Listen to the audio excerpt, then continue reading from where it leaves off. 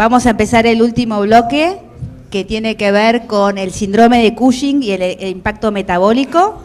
Y en estas presentaciones van a Andrea Paisán, que bueno, que todos la conocen, va a dar una introducción al módulo. Erika Springer va a presentar un caso clínico. Ricardo va también a hacer una presentación del impacto metabólico en el MAX. Y Mariela Glerian va a dar una charla con respecto a al tratamiento médico del síndrome de Cushing en todo su espectro. Así que bueno, Andrea, empezamos. Bueno, gracias, Vale. Gracias a todos los que se quedaron al último módulo.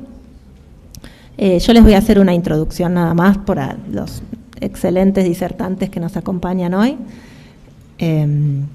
Básicamente en relación al hipercortisolismo y a su impacto cardiovascular y a este concepto, ¿no?, del continuo del espectro de severidad, revisar un poquito las distintas presentaciones clínicas que tenemos, los diagnósticos diferenciales y después terminar con otro caso clínico de estos desafiantes que elegimos para mostrarles hoy, que por ahí sí nos podríamos quedar horas discutiéndolos, pero bueno, siempre el tiempo es poco, así que después las preguntas que quieran las podemos charlar. Bueno, todos sabemos el impacto que tiene el exceso de glucocorticoides, ¿no? Su asociación con las distintas comorbilidades que constituyen todas factores de riesgos para la enfermedad cardiovascular, la diabetes, la obesidad, la dislipemia, ¿sí? La hipertensión, que está presente prácticamente en todos los pacientes con hipercortisolismo, y todo el impacto cardiovascular que esto tiene. En relación a la osteoporosis quedará para algún otro encuentro, porque hoy vamos a hacer foco en lo cardiovascular, ¿sí?, y en lo metabólico, pero no nos podemos olvidar porque también genera mucho impacto. Pero bueno, un repaso breve, ¿sí? Cuando nos encontramos frente a un paciente con los signos clínicos clásicos y tenemos la sospecha de que pueda tener hipercortisolismo, sabemos que lo primero es descartar la causa exógena, ¿no? Y ahí hacemos el trabajo de detectives de interrogar y preguntar 30 veces si recibieron corticoides. Pero bueno, si no lo recibieron, avanzamos con los test, en donde si la sospecha clínica es alta, vamos a arrancar pidiendo más de uno, o sea, pidiendo por lo menos 2 pruebas. Sabemos que cada uno tiene su sensibilidad, su especificidad y sus limitaciones, no vamos a profundizar mucho, pero una vez que lo tenemos confirmado, el siguiente paso, ¿cuál es? Ver la ACTH para establecer si estamos frente a una causa ACTH dependiente o ACTH independiente, ¿sí? Sabemos que las causas dependientes de ACTH son la mayoría, especialmente asociadas a los adenomas corticotropos en la enfermedad de Cushing, ¿sí? Pero a veces no es tan fácil de diferenciar del síndrome de ACTH ectópica, que si bien es menos prevalente, muchas veces puede clínicamente tener una presentación clínica similar, ¿sí? Y de las causas independientes de ACTH, la más frecuente, el adenoma unilateral, productor de cortisol, y con muchísima, pero muchísima menor frecuencia, lejos, las hiperplasias, la hiperplasia macronodular bilateral primaria o la hiperplasia micronodular pigmentada, ¿sí? Y el carcinoma, como ya estuvimos viendo hoy a la mañana, como otra causa del síndrome de Cushing manifiesto ACTH independiente. ¿Estamos? Ya hablamos también de los incidentalomas y hablamos de que el MAX es la secreción más común, ¿sí?, que presentan los incidentalomas.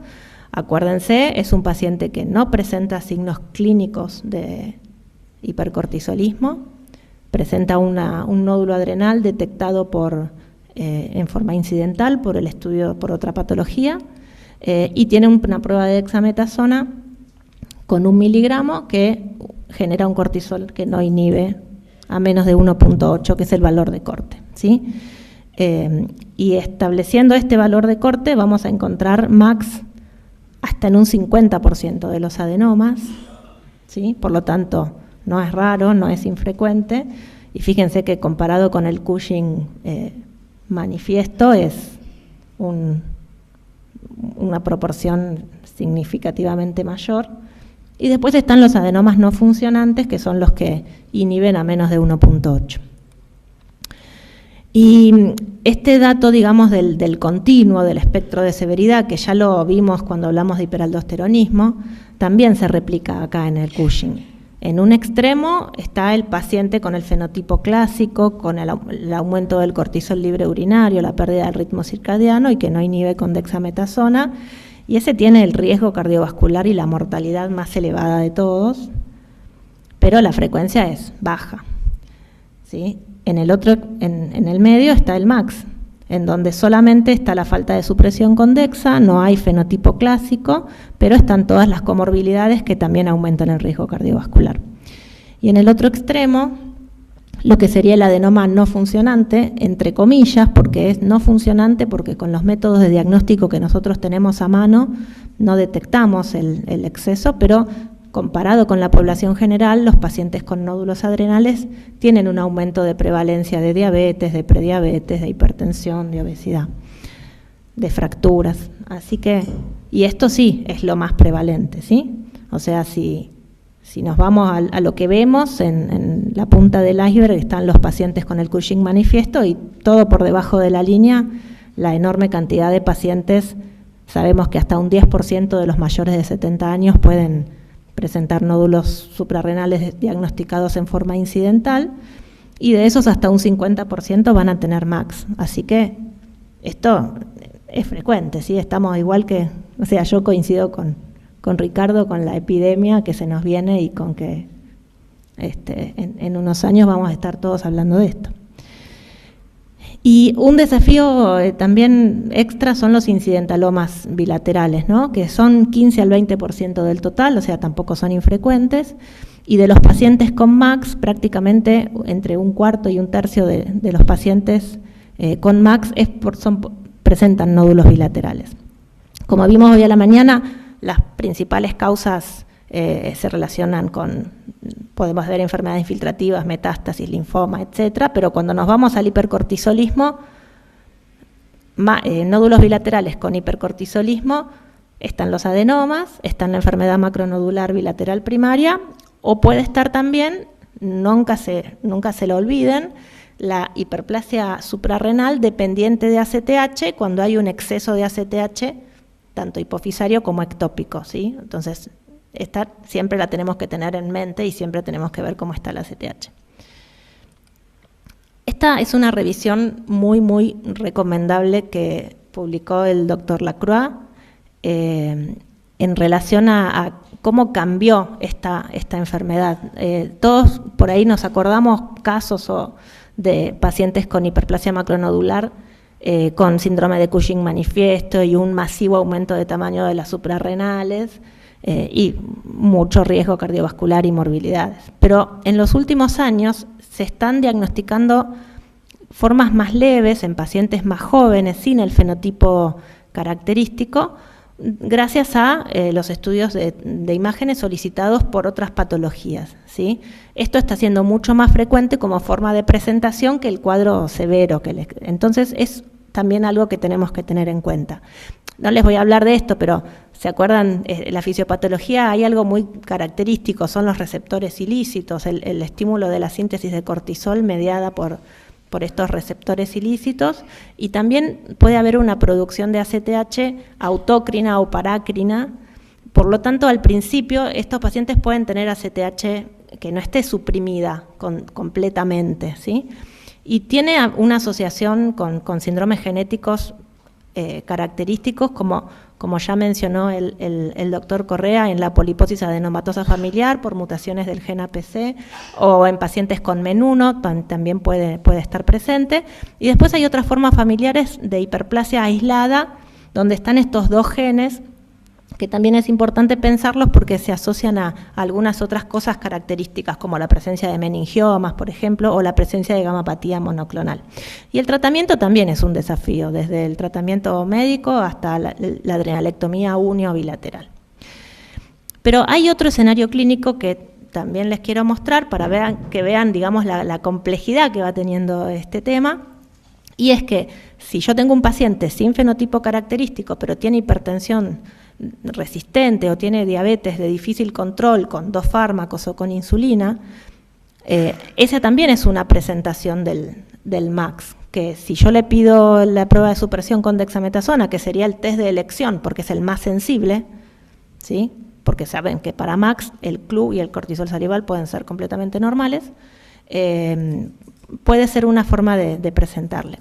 Y les quería traer este trabajo que casi me spoilea el doctor Correa hace un rato, pero por suerte no lo contó, que es un estudio publicado en Diabetes Care el año pasado, en donde se estudiaron 1.000 pacientes con diabetes tipo 2 de mal control, con prueba de supresión con dexametasona, descartando las causas de falsos positivos más comunes, como la insuficiencia renal o el uso de estrógenos o pacientes con trastornos psiquiátricos, y encontraron una prevalencia de MAX, o sea, de falta de inhibición con dexametasona, que llega al 23.8% de esa población.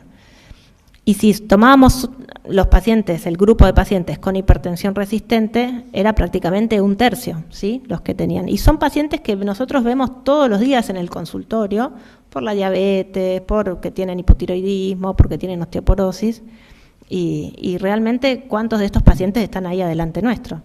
Y cuando les hicieron la tomografía para estudiarlos, no encontraron nódulos en todos, encontraron nódulos más o menos en 1/3, en 1 de cada 3, ¿sí?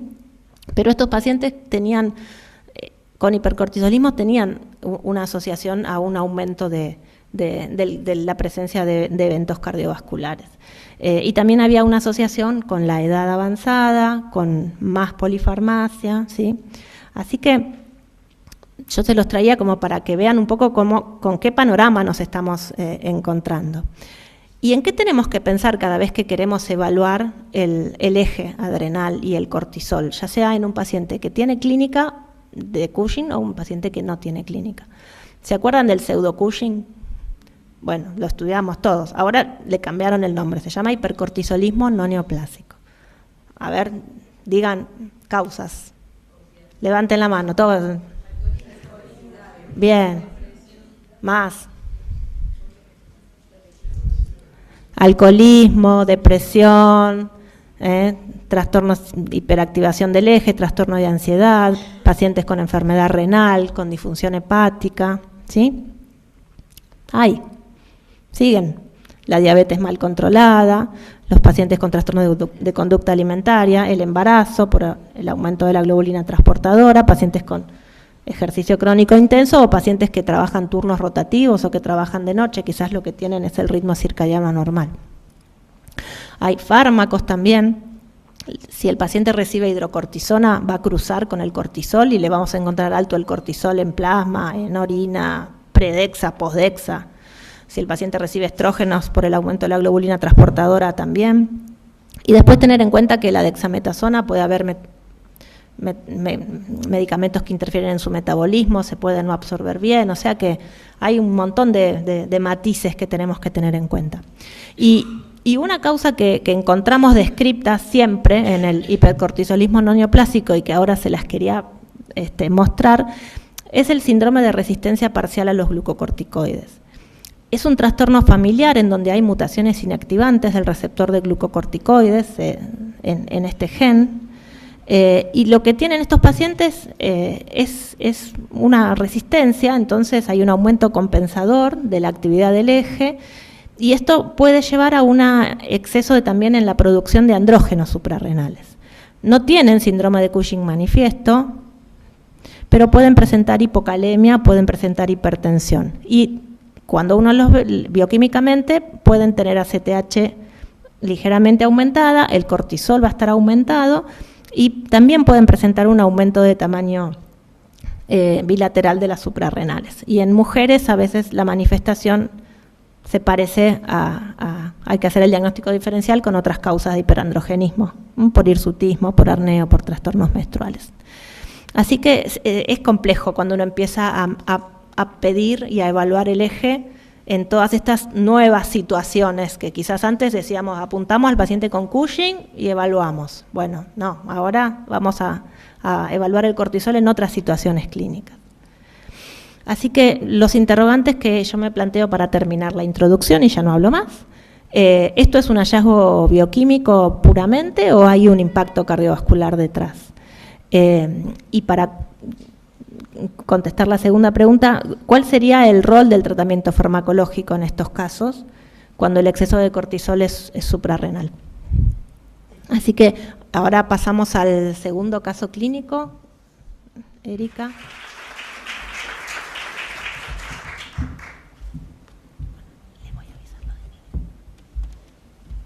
Bueno, entonces continuando con la presentación, vamos al caso clínico. Es una paciente de sexo femenino de 41 años que es derivada para la evaluación de incidentaloma suprarrenal bilateral.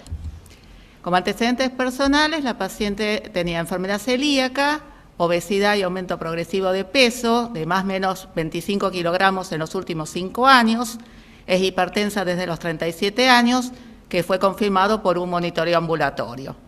La menarca fue a los 15 años, tuvo oligomenorrea y hirsutismo y la paciente es nulípara. En el examen físico tenía un peso de 105 kilos, con un BMI de 37.6, obesidad generalizada, predominio central, una TA de 130-90, tenía facies redondeada, una jiba dorsal pronunciada, vello en mentón, no tenía estrías y no tenía atrofia proximal. Como medicación habitual, estaba medicada con valsartán 160 miligramos, amlodipina 5 e hidroclorotiazida 12.5. Y también estaba con anticoncepción hormonal combinada, con etinilestradiol y drosperidona. Ella traía una tomografía abdominal que había sido solicitada por un dolor abdominal en el 2023, en la que presentaba nódulos adrenales bilaterales. Uno derecho mayor de 2.8 centímetros y uno izquierdo de 1.7. Ambos eran hipodensos, con menos de 10 unidades Hauffeld, compatibles con adenomas. Y dentro de los antecedentes familiares, tiene un padre con hipertensión arterial diagnosticada a los 30 años, enfermedad coronaria y diabetes.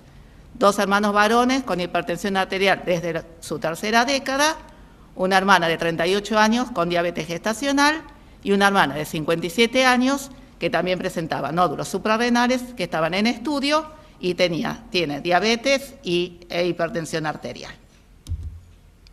En cuanto a los estudios bioquímicos, tiene una hiperglucemia de 112, hemoglobina glicosilada de 5.9, ionograma normal, una actividad de renina plasmática también normal, aldosterona normal, con una CTH baja de 3.9, un cortisol salival para ese método alto de 0,57 para un valor normal de menor de 0,30 y un cortisol libre urinario que para este laboratorio era normal de 108 para un valor menor de 137. En este momento se indica suspender la anticoncepción y hacer una reevaluación hormonal.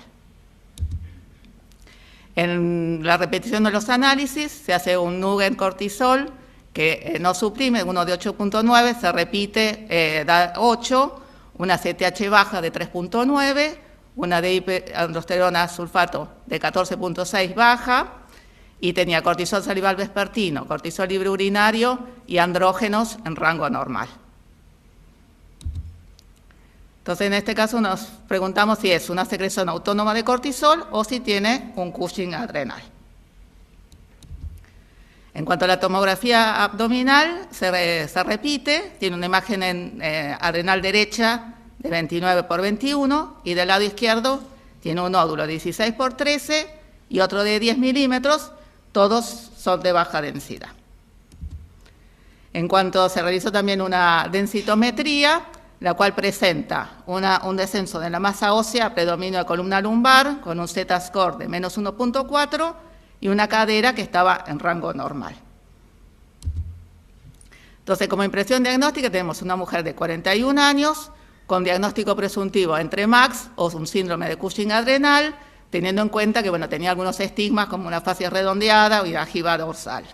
Tiene nódulos adrenales bilaterales asimétricos, una hipertensión arterial resistente, prediabetes, obesidad abdominal y una baja masa ósea. Y tiene un empeoramiento progresivo de las comorbilidades en los últimos años. Se hace un ateneo multidisciplinario donde se decide la conducta quirúrgica, dentro de las cuales podemos optar entre adenectomía bilateral, adenectomía unilateral derecha o una adenectomía derecha y parcial izquierda. Entonces, como opciones correctas estaríamos entre la unilateral derecha y la derecha con una adenectomía parcial izquierda. Y acá va el video, ¿no?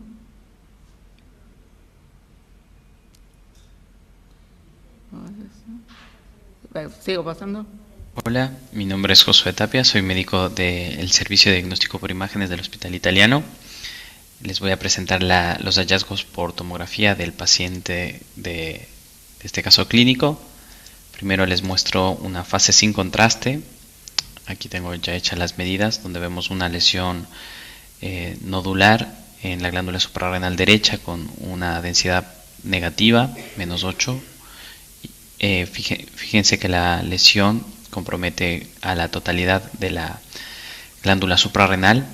Y en la glándula suprarrenal izquierda tenemos una lesión menos definida en el cuerpo de la glándula suprarrenal izquierda con una densidad aproximada de 12 UH. Acá con el contraste se van a lograr identificar mucho mejor ambas lesiones. Fíjense que la lesión del lado derecho es una lesión que prácticamente no nos permite identificar bien la arquitectura habitual o normal de la glándula suprarrenal, es decir, no puedo delimitar de forma fácil a ambas ramas, y del lado izquierdo, a diferencia del lado derecho, sí veo que la lesión principal, que es ese nódulo grande que vimos, está comprometiendo el cuerpo, pero ambas ramas se encuentran un poco más libres. Sí, en las ramas vemos que hay igual dos lesiones, una del lado derecho de menor tamaño y otra un poco menos imperceptible del lado izquierdo. Las lesiones quizás se pueden valorar de mejor forma en nuestras reconstrucciones en coronal. Vamos a ver la lesión del lado derecho.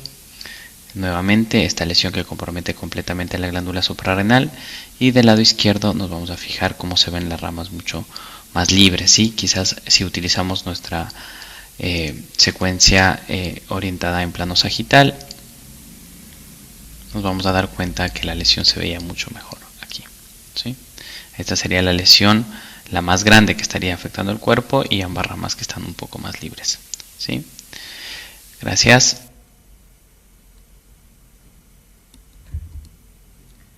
Entonces, la paciente tiene nódulos bilaterales asimétricos, el derecho es el de mayor tamaño, por lo que se decide la adenectomía derecha, y en el izquierdo tiene múltiples nódulos que tienen diferente tamaño en una glándula que conserva la forma. Entonces se consulta a cirugía la posibilidad de hacer una adrenalectomía parcial izquierda. Efectivamente, esta es factible, se puede resecar únicamente el nódulo de mayor tamaño y se conserva la parte de la glándula. Y se conversa con la paciente sobre las diferentes opciones de cirugía. Entonces tenemos acá, para balancear, en cuanto a este tratamiento, si hacemos la adenectomía bilateral, vamos a tener una paciente con una insuficiencia suprarrenal definitiva, mientras que si se hace una total y una parcial del lado contralateral, puede existir la recurrencia del hipercortisolismo. Entonces la paciente se la realizó la adenectomía derecha y una parcial izquierda. Fue laparoscópica, no tuvo complicaciones y es dada de alta con hidrocortisona 20 miligramos por día. El diagnóstico anatomopatológico fue en la suprarrenal derecha un adenoma cortical de 3.3 centímetros más un mielolipoma, y la suprarrenal izquierda, la resección parcial con un nódulo de 1.9 centímetros, un adenoma cortical. Está pendiente en ella solicitar el estudio genético con un panel que incluye los genes asociados a la enfermedad macronodular bilateral primaria. En cuanto a su evolución clínica y bioquímica posoperatoria, al mes y medio tiene un cortisol inhibido con una ACTH normal baja, y a los 3 meses ya tiene una recuperación de ACTH de 56.9, cortisol todavía inhibido, glucemia normal de 86, hemoglobina glicosilada normal de 4.9, un ionograma normal, la paciente está normotensa, sin antihipertensivos, logró un descenso de peso de 5 kilogramos y mantiene el tratamiento sustitutivo con hidrocortisona más asociado a pautas de estrés.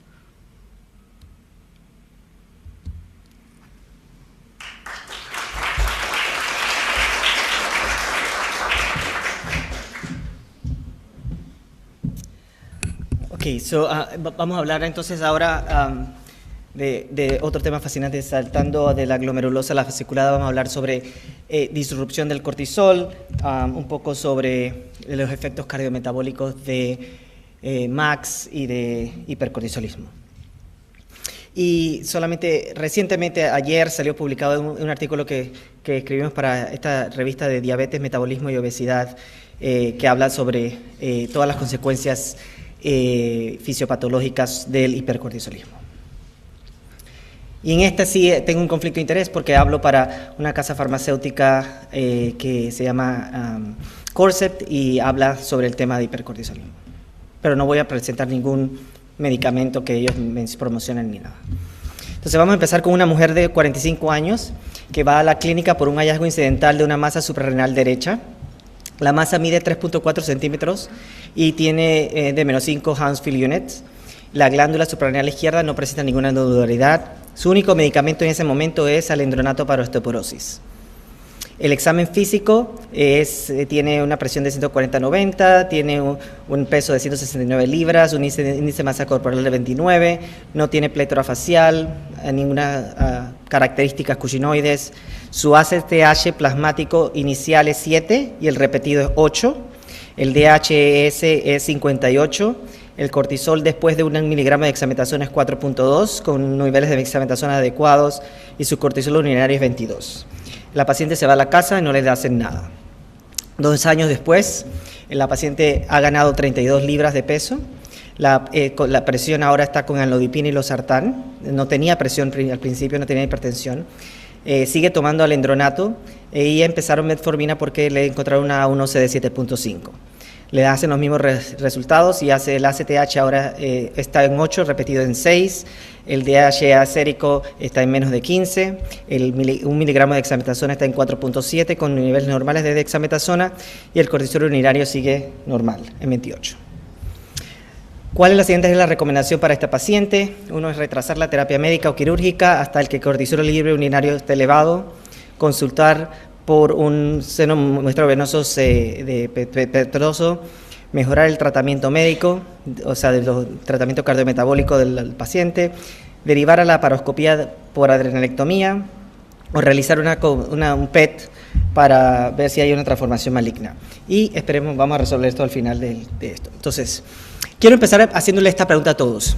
Este es un estudio de la Cleveland Clinic, donde estudiaron a 340 pacientes con diabetes tipo 2, quienes se les recetó insulina U500, y ¿cuánto porcentaje ustedes creen que fueron evaluados por alguna disrupción del cortisol? Alce la mano quien piensa 75%, 50%, 25%, 15%, 10%, realmente 6%. Solamente 20 de 340 pacientes fueron evaluados y la prueba que más se utilizó para evaluarlo por disrupción del cortisol fue el cortisol urinario. Ya hablamos de esto, ya hablamos de los insulintelomas adrenales, no voy a reservar, pero sabemos que hasta posiblemente 50% de ellos pueden causar MAX. Y el gran problema que tenemos con hipercortisolismo es esto, que a pesar de que sabemos que es sumamente grave la disrupción del cortisol en el cuerpo, hay una tardanza en la detección de hipercortisolismo. Si hablamos de hipercortisolismo overt, o sea, que exceso de hipercortisolismo, podemos ver que tarda 3.2 años en detectar un Cushing pituitario y 2.5 años entre que el paciente comienza con síntomas hasta que se le hace el diagnóstico. De la Sociedad de Cushing del mundo, ellos hicieron un estudio en una encuesta y encontraron que el promedio desde que el paciente comienza a presentar síntomas, que va a 15 médicos y se le hace el diagnóstico, es 5 años, pero puede ir entre 1 y 30 años. O sea que estamos hablando de una enfermedad que es sumamente grave y que demora demasiado en hacer diagnóstico. ¿Y por qué pasa esto? La principal razón por qué pasa esto, porque estamos hablando de un espectro de enfermedad. O sea, hablamos de que existe lo que llamamos MAX, que es una disrupción del cortisol, del ritmo circadiano del cortisol, y vamos a hablar un poco de eso en la siguiente diapositiva. Estamos hablando de que es lo que conocemos como hipercortisolismo de exceso o over-Cushing, que sería aquel paciente que tiene signos, o no signos patognomónicos, pero que tiene muchas más consecuencias de exceso de cortisol. Y estamos hablando, como se mencionó, del hipercortisolismo no neoplástico, que antes lo consideramos como pseudo-Cushing, pero quiero que aquí vaya en esta presentación muchas cosas para que comiencen a pensar, y muchas cosas que no están, que no están exactamente en estudio, pero que nos ayuden a pensar fuera de la caja. Entonces, es importante entender la fisiopatología, y aquí hay dos grupos en el mundo de endocrinología hay dos grupos. Hay un grupo que considera que MAX es como un espectro de Cushing y que es como una forma más leve de Cushing, y hemos estado en muchas reuniones y siempre hay esta discusión, sí, no, sí, no. Entonces yo les voy a decir lo que yo pienso, y yo estoy más con el grupo de Irina Bancos de la Clínica Mayo, que pensamos que MAX es una enfermedad diferente, que pensamos que MAX no es como prediabetes que progresa a diabetes, sino que es una enfermedad en donde hay una disrupción del ritmo circadiano entre 4 de la tarde y 12 de la noche en los pacientes, a diferencia de lo que vemos en Cushing. En Cushing vemos que hay un exceso de cortisol donde ya no hay ritmo circadiano, si lo que hay es picos y trough en todo el día, mientras que en MAX el ritmo circadiano se conserva en la mañana. Si se pueden ver la línea azul, es el ritmo circadiano de un paciente normal, mientras que si se dan cuenta empieza a diferenciarse el MAX a las 4 de la tarde, en vez de llegar a niveles más bajos, es un poquito más altos, sigue un ritmo circadiano pero un poco diferente al ritmo normal, y después se vuelve normal a las 12 de la noche. Y esa solo diferencia en ese ritmo circadiano, en esas horas, causa todo lo que vamos a hablar ahora. Y entonces, ¿por qué hay ese delay en el diagnóstico de la enfermedad de disrupción del cortisol? En vez de llamarle hipercortisolismo, de cualquier disrupción del cortisol, es porque estamos buscando lo que aprendimos en la facultad, que eran los síntomas y signos clásicos de Cushing. Es aquel paciente que, si se dan cuenta, aquí tiene ganancia de peso, no obesidad, ganancia de peso, la moon face, la plétora facial, el hirsutismo, las estrías que son púrpuras, esas gran características. Pero si se dan cuenta, y en este estudio que compara a Cushing pituitario, adrenal y MAX, pueden ver que en las pacientes que tienen MAX, ninguno de esas características fenotípicas que estamos esperando en un paciente que tiene Cushing se presentan. Aparte, existe nueva literatura del 2025 donde comparan solamente pacientes con hipercortisolismo de exceso, no los de MAX, hipercortisolismo de sexo, y comparan para ver cuáles fueron los signos y síntomas que presentaron. Y ya no son 85%, como ven aquí, 85-80%, todo esto baja a 50-40%, o sea que el paciente que aparece ahora mismo con Cushing no es un paciente que tiene Cushing fenotípicamente como lo habíamos aprendido. Yo creo que si el paciente que tiene Cushing fenotípicamente como lo habíamos aprendido, el taxista lo puede diagnosticar, y ese no es el que viene a nuestra clínica. Entonces es muy importante tener en cuenta que no debemos enfocarnos en las características fenotípicas, porque vamos a perder muchos pacientes que tienen disrupción del cortisol. ¿Y por qué es importante hacer el diagnóstico en estos pacientes? Porque sabemos que la mortalidad de pacientes con hipercortisolismo es alta. Si se dan cuenta, esto no es MAX, solamente exceso de hipercortisolismo. Todos tienen 3 veces más de mortalidad, pero lo que más me sorprende a mí en este estudio es que en pacientes que ya tuvieron remisión, o sea, les removimos el tumor pituitario y están en remisión, todavía la mortalidad sigue siendo más alta que un paciente normal que nunca tuvo nada. Entonces, es problemático. ¿Por qué puede pasar esto? Porque si se tardaron 7 años en hacerle el diagnóstico, todo el daño endotelial, todo el daño del cortisolizo ya se hizo. Entonces tenemos que achicar quizás el tiempo de hacer el diagnóstico, quizás estos datos van a cambiar. Pero lo más importante de todo es que a pesar de que los pacientes no presenten las características fenotípicas de un paciente con disrupción del cortisol, tienen las mismas características cardiometabólicas, los mismos problemas cardiometabólicos. Si ven estos dos estudios, uno de Alemania y uno de Turquía, cuando ellos compararon Cushing pituitario, Cushing adrenal y MAX, tienen la misma probabilidad de hipertensión, dislipidemia, osteoporosis, diabetes y enfermedad coronaria. Lo mismo se repitió cuando hicieron el estudio en Turquía, las mismas características cardiometabólicas. O sea que a pesar de no tener esas características fenotípicas que vimos en los libros de Cushing, sí tienen las mismas problemas cardiometabólicos que existen. Y vemos esto en todos los pacientes. Todos los pacientes que tienen disrupción del cortisol van a tener algún problema en alguna de estas áreas, ya sea opresión arterial, o ya sea insulinoresistencia y diabetes, o ya sea dislipidemia, ya sea hueso, ya sea una miopatía, que también se puede presentar en MAX, no solamente en Cushing, la miopatía que se presenta, y sobre todo problemas reproductivos. Y esto es algo que estamos poco más entendiendo más. ¿Cuántos de ustedes hacen screening de hipercortisolismo en pacientes que antes se llamaba PCOS, ahora PMOS, síndrome ovario metabólico poliquístico? ¿Cuánto hacen eso?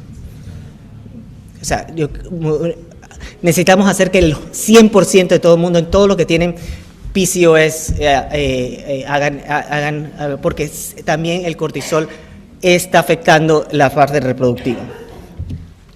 Entonces, el riesgo cardiovascular en MAX es alto, ya se mencionó, el MACE es 3.2 veces más, hay un aumento de la velocidad de onda de pulso en la presión arterial, o sea que hay hipertensión y hay remodelación cardíaca. Y, bueno, el estudio Catalyst lo demostró en pacientes que tenían hipertensión de diabetes no controlada, yo lo llamaba más de 7.5, 24% fueron encontrados que tenían alguna disrupción del cortisol. Aquí quiero mencionarles algo porque cuando yo analicé el estudio Catalyst también hay cosas que hay que entender. Uno, ellos solamente hicieron 1 miligramo de dexametasona. Su corte fue más de 140 y uno más de 1.8. Y eso fue lo que ellos incluyeron y si venía normal decían que estaba normal. Ahí pudieron encontrar 37% de ellos encontraron alguna anormalidad en las glándulas adrenales, el resto no encontraron ninguna anormalidad en las glándulas adrenales. El gran problema es que quizás en ese grupo ellos pudieron haber incluido el hipercortisolismo no neoplástico, a otros pacientes que tenían otras cosas y de verdad yo sé que ustedes no tienen aquí, pero en Estados Unidos tenemos una gran presión de una de las casas farmacéuticas en darle a estos pacientes mifepristona para así controlar estos efectos cardiometabólicos. Pero el problema es que a pesar de que ese es un número bastante grande, casi 25%, casi 1 en 4, realmente no creo que sea tanto la disrupción de cortisol, pero podemos también discutir más eso. Lo mismo, ya les presenté este estudio, la misma casa farmacéutica hizo el estudio con la presión arterial y el estudio se llamó Momentum y encontraron resultados similares de hipercortisolismo. Entonces, ¿cuál es el estado actual entre Cushing y MAX? Uno, los síntomas de hipercortisolismo se van a presentar quizás más probable en Cushing, no se van a presentar en MAX. El workup de estos pacientes en Cushing va a tener los 3 que siempre sabemos, el salival, el urinario y el dexametasona, mientras que en MAX solo dexametasona. ¿Y por qué? Porque si vamos a la diapositiva, para la única forma de entender esto es esta diapositiva. Si vamos a entender que ¿por qué solamente el 1 miligramo de dexametasona sale positivo en MAX y no el urinario o el salivar? Es por esto, porque si entendemos que son dos enfermedades diferentes, cuando hay exceso de cortisol va a haber exceso de cortisol, o sea, lo vas a poder detectar en la orina, lo vas a poder detectar en la saliva, lo vas a poder detectar en el 1 miligramo, pero si hay una disrupción del cortisol, no hay exceso de cortisol, entonces la urinario y el salivar no se van a poder detectar.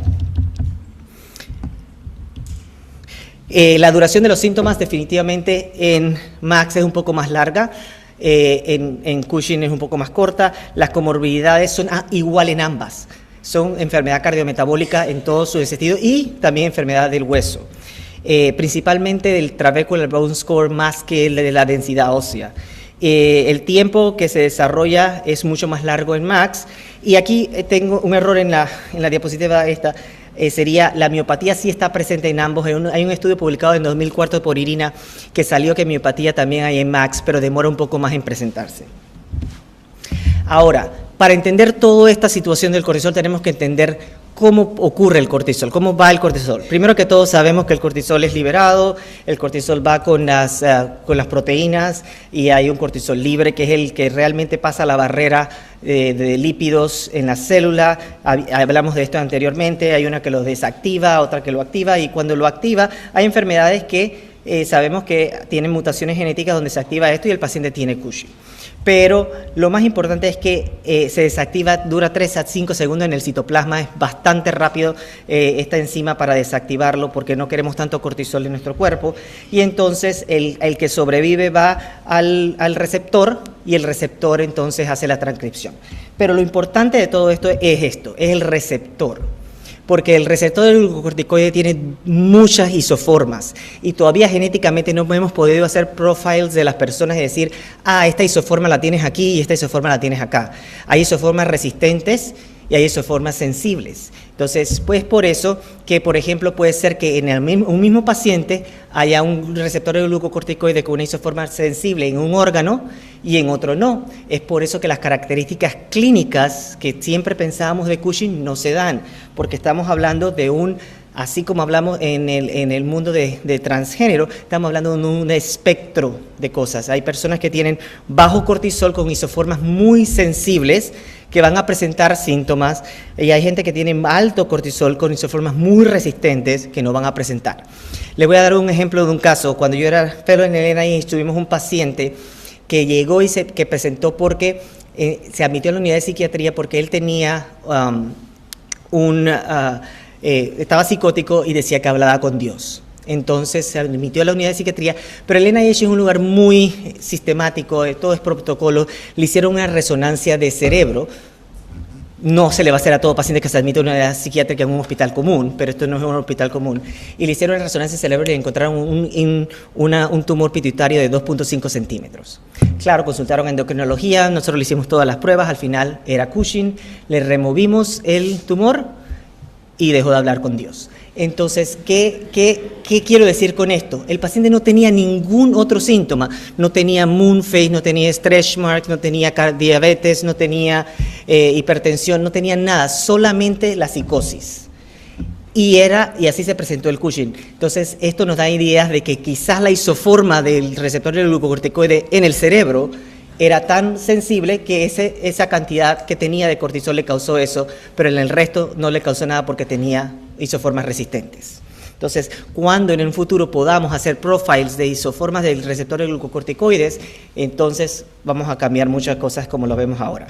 Lo más importante siempre en el diagnóstico es la prueba de dexametasona. No voy a hablar mucho de esto, pero ustedes saben que es darle 30 minutos antes de dormir al paciente. Por favor, díganle al paciente 30 minutos antes de dormir, porque cuando yo empecé a decir 30 minutos a las 11:30 de la noche, empecé a tener pacientes que dicen, doctor, yo me acuesto a las 9, entonces me levanto a las 10, a las 11:15 para tomarme el medicamento a las 11:30. No. Díganle 30 minutos antes. Esa noche, es importante mencionar que esa noche va a tener una noche difícil, porque le estamos dando dexametasona en alta dosis, o sea, pueden tener insomnio. Unos pacientes al día siguiente me dicen, doctor, ni pude dormir, ¿qué fue lo que me dio? Es mejor decirle desde antes, y entonces le evaluamos al día siguiente el cortisol. Nosotros hacemos niveles de dexametasona.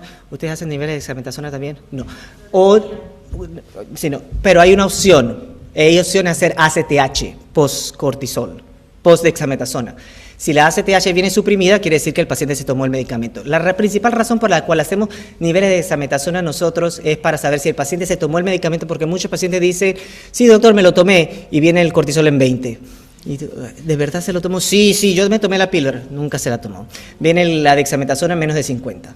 Entonces, por eso lo hacemos. Y la otra es para ver los metabolizadores rápidos. Pero si no tienen dexametasona, la ACTH es igual. La ACTH después de 1 miligramo de dexametasona debe estar suprimida. Y esto hace porque es la prueba más sensitiva, no quizá la más específica, pero la prueba más sensitiva cuando comparamos entre las 3 pruebas. La prueba de dexametasona, en múltiples estudios que se han hecho, muestra que es la más sensitiva para detectar tanto síndrome de Cushing de exceso de cortisol y MAX. Sí, perdón. Y de todas maneras, si nos damos cuenta y si empezamos a evaluar pacientes con las 3 pruebas, a pesar de que el paciente tiene hipertensión, tiene enfermedad cardiometabólica, podemos ver que realmente la única que nos va a detectar y el paciente tiene una disminución del cortisol va a ser la de 1 miligramo de dexametasona, no las otras 2. Las otras 2 vamos a perder muchísimos pacientes si solamente confiamos en las otras 2. Ahora, el corte que teníamos originalmente era de 5. Y decíamos, todo el paciente que tiene menos de 5 está en un cortisol normal, todo el paciente que tiene más de 5 entonces tiene hipercortisolismo. Con el tiempo entonces nos empezamos a dar cuenta que no era tan así, que quizás había pacientes que estaban más de 1.8 y tenían un problema de disrupción de cortisol. Luego movimos y dijimos, todo paciente que tiene más de 1.8 tiene una secreción autónoma de cortisol y todo el que tiene menos de 1.8 es normal. Pero, ¿qué pasó? Estas fueron las guías publicadas en el 2023. En el 2023, hasta ese momento, las guías de la Sociedad Europea de Endocrinología dijo, vamos a cortarlo en 1.8. Más de 1.8 es un paciente que tiene alguna disfunción del cortisol. Llámesele MAX, llámesele de hipercortisolismo de exceso. Pero después de este año ya se han venido haciendo publicaciones, tanto en Europa principalmente, que han dicho, vamos a ver, realmente el corte es 1.8. Favero estudió 615 pacientes y lo que hizo fue que dividió entre 1.2, lo bajó a 1.2 y dijo, vamos a comparar menos de 1.2 y más de 1.2. Y miren lo que encontró. Los que tenían más de 1.2 tienen más prevalencia de hipertensión significativa, diabetes, comorbilidades conjuntas, síndrome cardíaco. No encontró ninguna estadística significativa en obesidad o dislipidemia. Araujo Castro de España lo que hizo fue que dijo, ¿sabes qué? Vamos a bajarla a 0.9. Y cuando lo hizo en 0.9 encontró significancia estadística en hipertensión, diabetes, dislipidemia, enfermedad cardiovascular y no en obesidad. Y es importante entender que realmente Cushing no produce obesidad, produce ganancia de peso. Entonces son 2 cosas diferentes. Y entonces ahora, esto los dejo, no estoy diciendo que ahora cambien su mentalidad de que todo el que tiene menos de 1.8 tiene problemas, pero para que empiecen a pensar, como le decimos en inglés, outside the box, porque podemos estar redefiniendo esto que llamamos adenomas no funcionantes, porque sabemos que pacientes que tienen enfermedad cardiovascular tienen una supresión de 1.5, pacientes que tienen diabetes tipo 2, la supresión desde 1.2 se presenta, fracturas desde 1.2 se presenta, hipertensión desde 1 y síndrome enfermedad cardiovascular desde 0.9. Así es que tratemos de un poco de individualizar pacientes, por eso lo mismo le dije antes, estamos tan acostumbrados a decir diabetes 6.4 en adelante, esto en TSH, todo para nosotros tiene que ser binario, tiene que ser un número, pero los pacientes no son un número, entonces hay muchos de estos casos que uno tiene muchas comorbilidades cardiometabólicas y me viene una dexametasona en 1.6, una prueba de dexametasona en 1.6, tiene un adenoma adrenal, una prueba de dexametasona en 1.6, se las repite y todavía está en 1.6, pero tiene todas esas enfermedades cardiometabólicas. ¿Qué podemos hacer? Mira, este era el estudio que teníamos hasta 2023. Hasta 2023 teníamos que una prueba, un adenoma adrenal tiene una probabilidad de transformarse, si es benigno al principio, de 0.2% de maligno. Por eso al principio hablamos de que si el adenoma es benigno, no repetirle, solamente en ciertos casos. Teníamos la probabilidad de que Max se transformara a Cushing en 5.4%, casi nada. Y entonces es por eso que decíamos que si el primero dio bioquímicamente normal, no había que repetirlo. Pero en los estudios publicados en 2023 por Araujo Castro de España y por Pentralama en 24, se ha ido encontrando que esa progresión de Max a Cushing no es tanto 5.4, claro, necesitamos más estudios con mucha más fuerza, pero en 593 pacientes fue 11.8, en 331 pacientes fue 22.1 y en 90 pacientes fue 29.2. Tampoco estoy diciendo que ahora todos hay que seguirlos, pero hay que tener en cuenta, y Araujo Castro lo que dijo fue, bueno, entonces vamos a hacer una estratificación de riesgo. Vamos a ver, si el paciente tiene bajo riesgo, sería el que tiene menos de 0.9 en el dexametasona, digámosle que ese es el paciente que no deberíamos seguir. Si el paciente tiene entre 0.9 y 1.3, deberíamos repetirle la prueba de dexametasona cada 2 o 3 años para ver si progresa. Y si el paciente tiene más de 1.3, entre 1.3 y 1.8, esa se la debíamos repetir cada año. El estudio que yo estoy haciendo ahora mismo es exactamente en pacientes con MAX que no tienen ninguna enfermedad cardiometabólica severa, por ejemplo, o tienen hipertensión en un medicamento, o tienen diabetes en un medicamento, tienen un adenoma, tienen MAX por prueba, no los mandé a cirugía porque o el paciente no quiere cirugía o quiere que se siga. Entonces estamos siguiendo a esos pacientes por 5 años. Es un estudio prospectivo, diferente a los estudios que hicieron acá, que eran estudios retrospectivos, y vamos a ver evaluar si realmente hay una progresión del MAX a Cushing o si hay una progresión del MAX a enfermedad cardiometabólica peor. Todavía no tenemos los datos, tenemos nada más 2 años de seguimiento, todavía no hemos descubierto de verdad que hay ninguna progresión, pero además son 2 años de seguimiento que tenemos. Entonces, ¿quiénes son los pacientes que están recomendados que hay que evaluar por algún problema de disrupción del cortisol?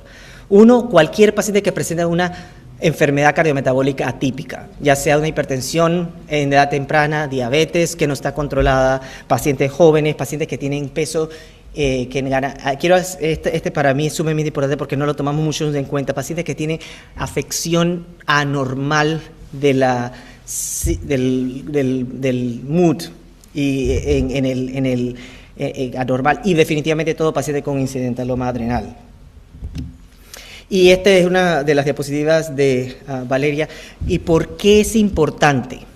Porque cuando tratamos MAX, hay mejora cuando tratamos con adrenalectomía, que es el tratamiento hasta ahora oficial, mejora hipertensión, diabetes, obesidad.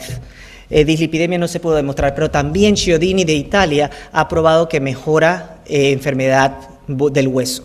Entonces, realmente hay una mejora en todos estos pacientes que se tratan con resultados con cirugía, con remoción del adenoma cuando tienen MAX. Y se ha disminuido una reducción de 1.2 a 1.5% de la A1C. Se ha reducido que el paciente entre 50 y 60% disminuye el uso de antihipertensivos, y también hay una reducción de peso en ciertos pacientes. No de obesidad per se, pero sino reducción de peso. Y tenemos otra opción, que es una de las opciones que hemos estado utilizando más a más, que es el uso no off-label, no aprobado por la FDA, pero off-label de todos los medicamentos que tenemos para Cushing. O sea, todos los medicamentos que tenemos para Cushing lo podemos utilizar para MAX en pacientes que tengan alguna razón por la cual no se puede hacer cirugía. ¿Cuáles son estos pacientes? Pacientes, por ejemplo, que tengo un paciente que tiene 20 cirugías abdominales y el cirujano dijo no me voy a meter en ese abdomen más. Entonces, sabemos que tiene MAX, tiene un adenoma, pero no podemos hacerle nada. El siguiente paciente que tiene nódulos bilaterales y que no tienen la oportunidad de hacerse muestreo y no es un nódulo más grande que otro, entonces en esos pacientes también se puede utilizar. O sea, que hay cierto tipo de pacientes, no en todo el mundo, y la dosis que utilizamos es la mitad de la dosis de Cushing. Por ejemplo, el levoquitoconazol empezaríamos en 300 miligramos, que es la dosis normal, empezaríamos en 150. Osilodostat en vez de 1 miligramo, bueno, que la recomendación era 2, pero nadie empieza 2 en Cushing, todo el mundo empieza en 1, nosotros empezamos en 0.5, y a veces hacemos cada otro día, en vez de todos los días. Y lo que hemos visto es que en esos pacientes, cuando le empezamos tratamiento médico, mejoran todas las enfermedades cardiometabólicas. Pero tenemos muchas preguntas en este área. Uno, esto no es exceso de cortisol, sino disrupción del cortisol. ¿Por cuánto tiempo deberíamos dar el medicamento? Este es el otro medicamento. ¿Por cuánto tiempo deberíamos dar el medicamento? No sabemos. ¿A qué hora deberíamos dar el medicamento? Ahora mismo Irina está haciendo un estudio donde está dando el medicamento a las 6 de la tarde, porque si es que pensamos que el problema es la disrupción del cortisol, entonces podemos darla a cierto tiempo específico. Entonces, esa es otra de las preguntas. ¿Por cuánto tiempo, por cuántos años deberíamos dar el medicamento? No sabemos. Lo que yo estoy haciendo con los pacientes es dándoles por 2 años y evaluando. ¿Qué debemos evaluar? Muchas veces, si por ejemplo, si damos mifepristona, lo que debemos evaluar es la prueba de 1 miligramo de dexametasona va a seguir siendo anormal, o sea que estamos evaluando bioquímica o clínica. ¿Qué tenemos para el futuro? El futuro se ve bastante prometedor. Tenemos, por ejemplo, el HALP score, que combina hemoglobina con albúmina, linfocitos y plaquetas. Tenemos los radionómicos, que combina la inteligencia artificial con los nódulos y predice exactamente si el nódulo es un productor de MAX. Y tenemos los metabolómicos que en la orina, como habíamos hablado. Esto es cómo se calcula el HALP score. Y sabemos que, por ejemplo, un HALP score menos de 40 es altamente sugestivo de hipercortisolismo. Esto es la metabolómicos en la orina. Si se dan cuenta, por ejemplo, el paciente que tiene Cushing, en la enfermedad de Cushing, tiene muy alto los andrógenos 11 oxigenados, comparado con el paciente, por ejemplo, que tiene Cushing adrenal, que no los tienen tan alto. Entonces, podemos hacer un profile de esteroides y poder detectar que este paciente tiene un poco más de MAX o un poco más de Cushing en el futuro. Y lo otro es que hay una compañía en California que está haciendo como un CGM, pero para cortisol, entonces que va a medir entonces la cantidad de cortisol intersticial, y quizás vamos a tener una gráfica de cómo es en una persona normal y cómo es entonces en los anormales, pero esto es algo que está en proceso y todo esto es que está en investigación. O sea que el futuro tiene muchas áreas. Uno, la terapia genética, porque hay que hacer genética. En el caso vieron que se le va a probar por ARMS5, tenemos la inteligencia artificial con los radionómicos y definitivamente la integración multidisciplinaria. Por último, entonces, regresando al paciente, ¿se acuerdan que el paciente definitivamente tenía MAX, tenía complicaciones cardiometabólicas? Entonces, ¿cuál de todas las opciones hay que hacer al paciente? La D, correcto. Entonces, pensar en adrenal, o sea, siempre hay que hacer el tamizaje a todos los pacientes con incidentadoma suprarrenal con 1 miligramo de dexametasona, aunque tengan o no tengan dismetabolismo. La cirugía es la única, hasta ahora, el único tratamiento aprobado, principalmente en pacientes que tienen dismetabolismo severo.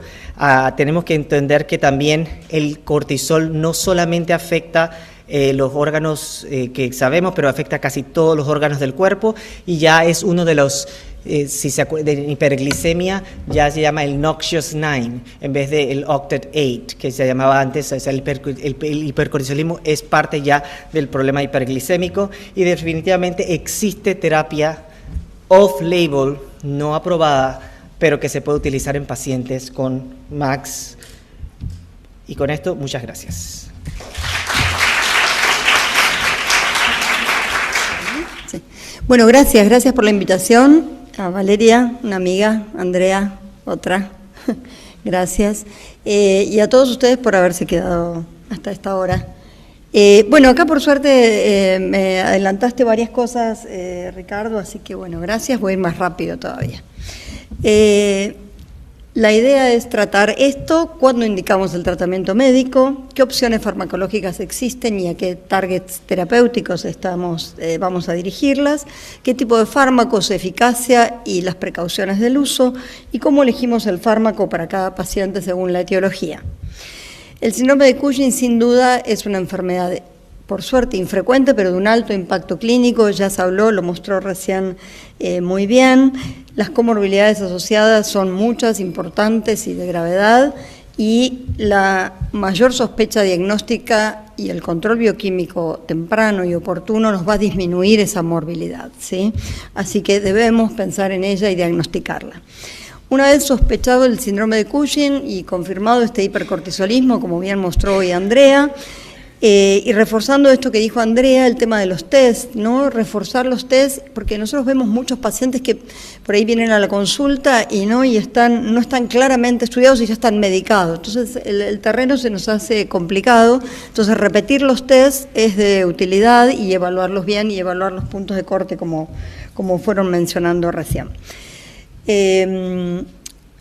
Como ahí tienen un QR que es la última revisión de este tema que sacó la doctora Marta Araujo y equipo, y me pareció muy bueno y es el que basé hoy esta charla, así que lo pueden ahí escanear a ese QR, directo al paper. Una vez que confirmamos el hipercortisolismo, entonces vamos a medir ACTH, como bien dijo también Andrea, ACTH baja, el síndrome de Cushing, ACTH independiente. Vamos a ir en búsqueda de la imagen adrenal. Como hoy estamos en una jornada adrenal, yo voy a enfocar el tratamiento allí, pero claramente la patología hipofisaria es más frecuente, así que es lo primero que tenemos que pensar, ¿sí? Y no olvidarnos. ¿Cuándo indicamos entonces el tratamiento? El tratamiento de elección, y como ya se vio hoy también, es la cirugía. Ahora, en pacientes que no son candidatos a la cirugía o no deseen la cirugía y tengan enfermedad activa, esta es una opción y diría que esencial porque algún tratamiento hay que hacerles.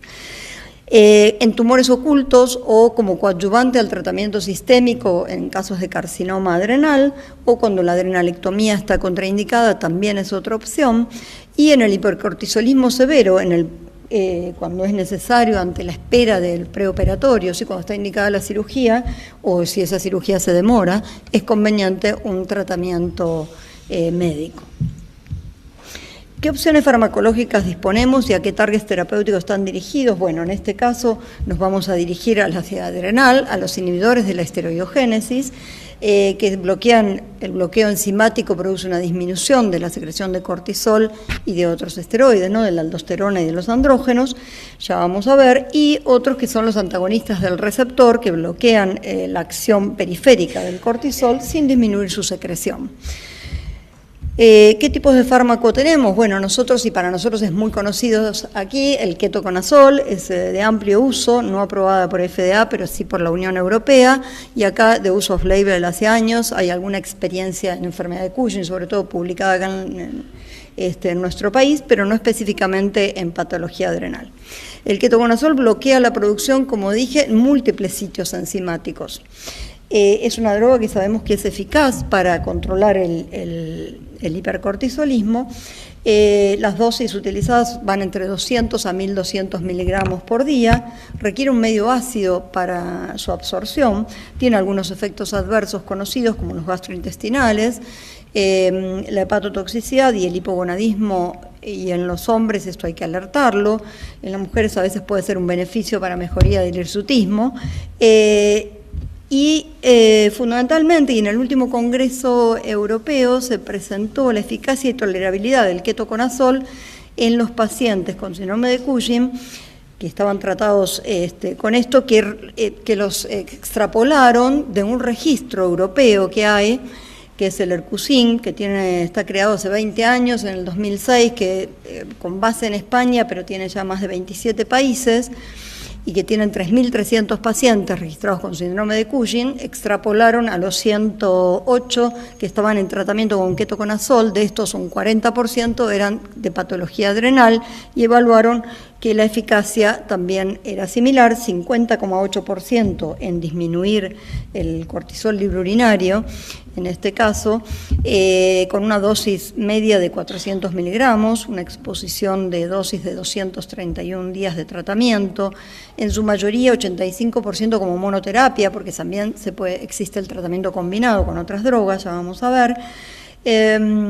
Y en cuanto a los efectos adversos, evaluaron 13% de trastornos gastrointestinales, o sea, eventos adversos no serios, y un 39,8% de alteraciones en el hepatograma, lo que nosotros llamamos tiene un toque hepático, ¿sí? Leve, sin llegar a ser una injuria grave. Eso fue un 7,8%, que está como definimos a la hepatotoxicidad grave con las transaminasas, ¿sí? TGP sería mayor a 5 veces el valor del límite superior normal, o fosfatasa alcalina por arriba de 2, o cuando tenemos, que no sea de origen óseo, ¿no? O que no tenga una patología ósea el paciente, o que tenga una transaminasa elevada por 3 con bilirrubina aumentada.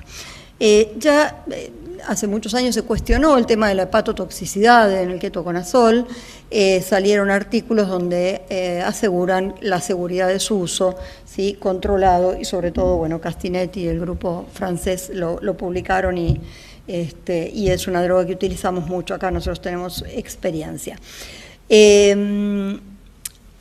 Existe también esta forma que es enantiomérica, otra forma química del ketoconazol, que se llama levoketoconazol, que proveería mayor seguridad y eficacia y con menos efectos adversos. En realidad eficacia similar, pero tendría sí menos efectos adversos. Los comprimidos son de 150 miligramos y la dosis es de 300 a 1200. Los efectos, como dije, son menores y la eficacia es hasta del 50 al 81% en normalizar el CLU. No la tenemos disponible en nuestro país aún. El osilodrostat es otro inhibidor oral, ¿sí? Los otros dos son ambos orales. Este es un inhibidor oral que inhibe la 11-beta hidroxilasa tipo 1 y la tipo 2, la aldosterona sintasa, y ya desde el link 2, ya vamos por el 7, el 2 mostró una eficacia en normalizar el cortisol urinario en casi el 80% de los pacientes en la semana 22. Es bien tolerado, efectos adversos gastrointestinales son referidos, y insuficiencia adrenal que a lo largo del tiempo se ha ido viendo en distintos trabajos y confluyen en que aproximadamente es del 51%. Ahora salió un nuevo artículo que dice que es un poco menos, pero el 51% pueden tener insuficiencia suprarrenal. Las dosis son de 1 a 2 miligramos cada 12 horas, se va ajustando cada 2 a 4 semanas, la dosis máxima es de 60 miligramos. Hay mucha experiencia con el osilodrostat, sobre todo en enfermedad de Cushing.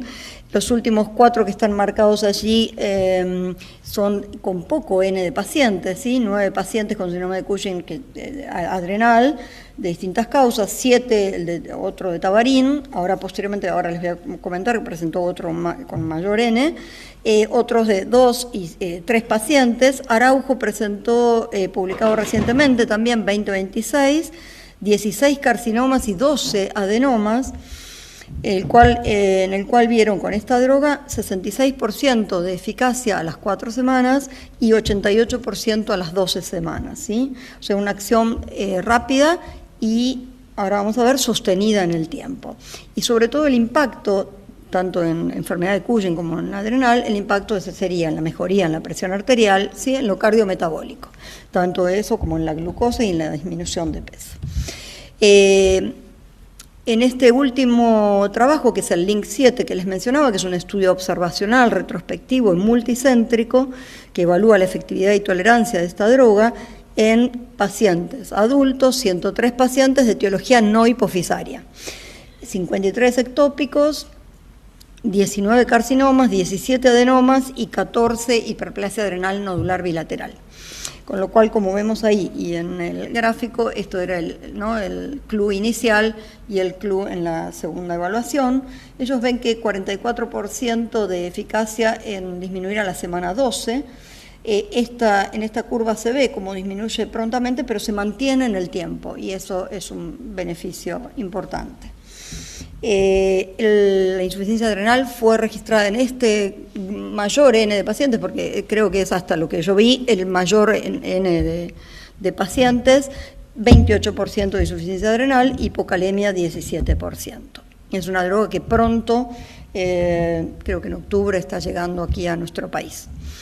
La metirapona es otro inhibidor de la esteroidogénesis que actúa en la 11-beta hidroxilasa tipo 1 y tipo 2. con dosis que van de 250 miligramos a 1000 miligramos por día, entre 1 a 4 cápsulas en enfermedad leve o en el adenoma adrenal y en la hiperplasia, y en los severos, sí, dosis mayores.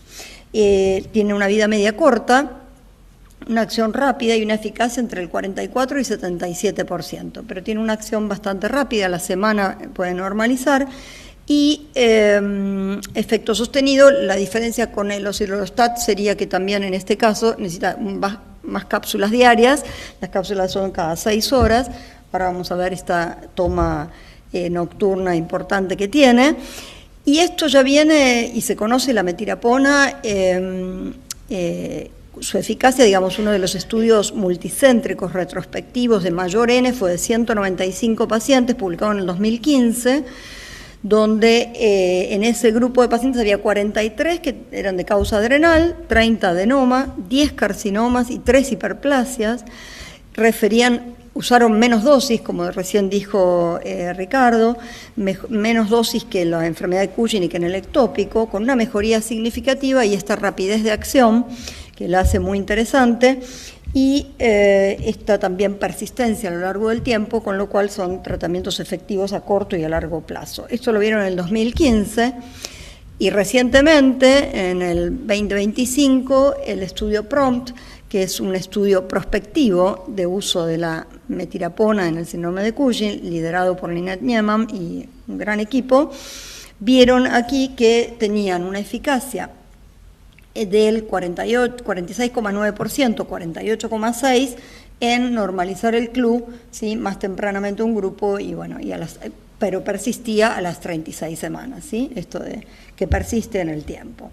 Con efectos adversos, en este caso 38% de náuseas, fatiga 26%, cefalea 22%, con lo cual esto mostraba que la efectividad de la metirapona era y segura con respecto a los estudios retrospectivos que se conocían ya de 10 años antes. Hay ciertas alertas que hay que tener en cuenta, que el riesgo de hipertensión, el tratamiento a largo plazo puede causar hipertensión debido a la secreción excesiva del precursor, ¿sí? Se inhibe la enzima y aumenta su precursor, la 11-desoxicorticosterona, el hipercortisolismo o la insuficiencia adrenal que mencioné. Diría que en todos los pacientes con inhibidores de la esteroidogénesis hay que tenerlo presente, en algunos más, como en este caso, o en los osilodostat más. La importancia de la dosis, que es lo que me falta acá.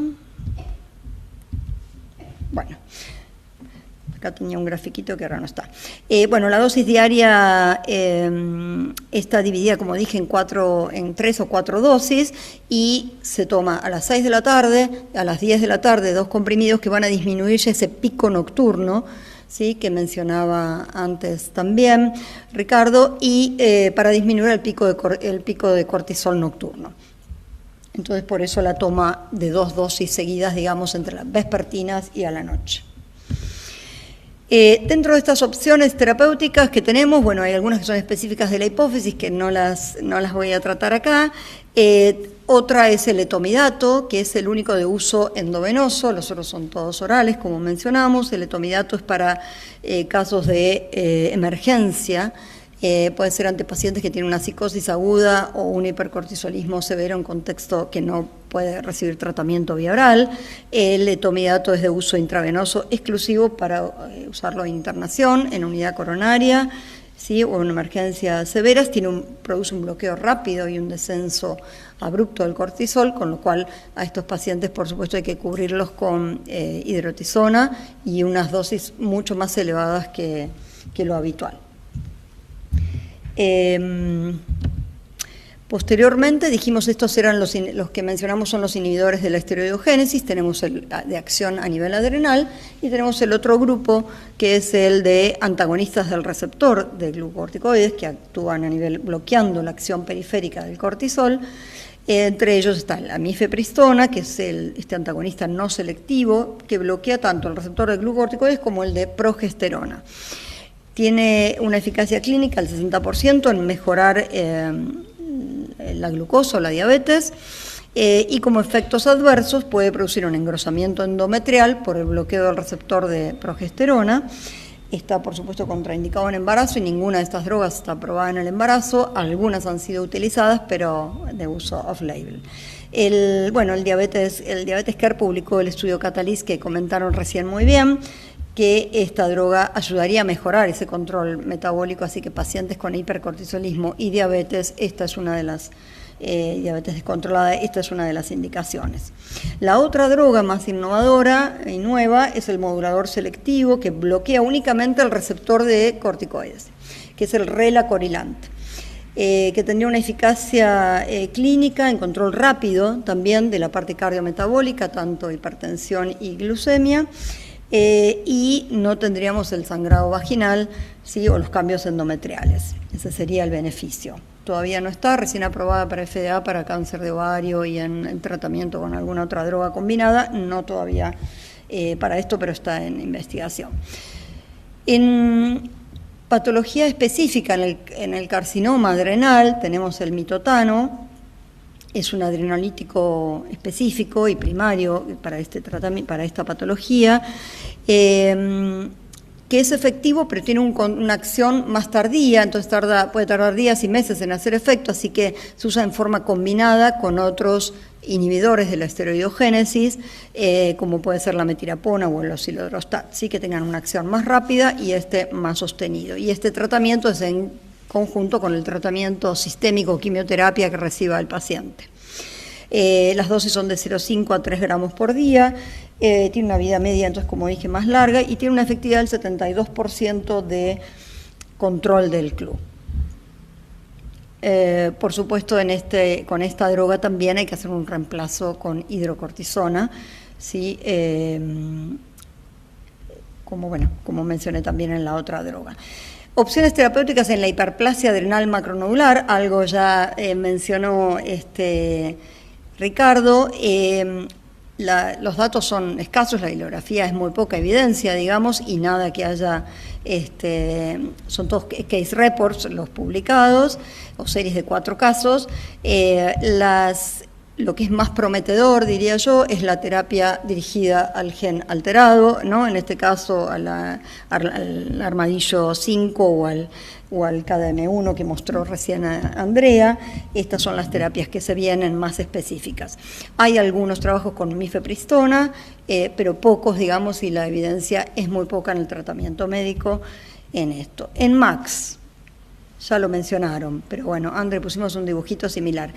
La minoría de los pacientes son los que se operan, el MAX cada vez se diagnostica más, los incidentalomas suprarrenales también, y cada vez están más presentes. ¿Qué vamos a hacer en la población añosa, ¿no? ¿Todos se van a operar o los vamos a tener que operar a todos? O sea, claramente alguna medicación van a tener que aprobar para el MAX, que todavía no la hay. Por ahora la norma es manejo conservador o cirugía, pero hay algunos dilemas en cuanto a qué tratamiento podemos. Hay algunas experiencias, ahora vamos a ver, pero no hay nada aprobado.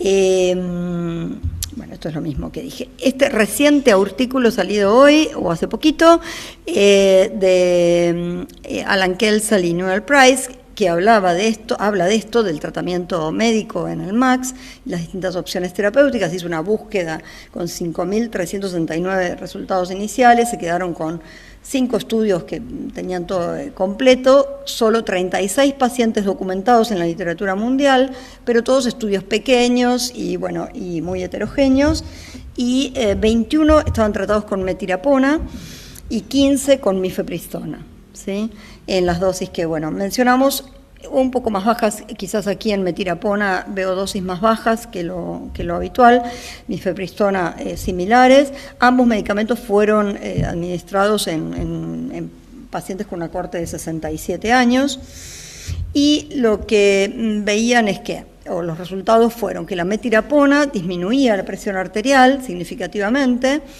pero después, en cuanto a perfil lipídico, glucosa y peso corporal, no había cambios significativos. Y con la mifepristona, había una mejora en la sensibilidad en la glucosa o en la insulinoresistencia, ¿sí?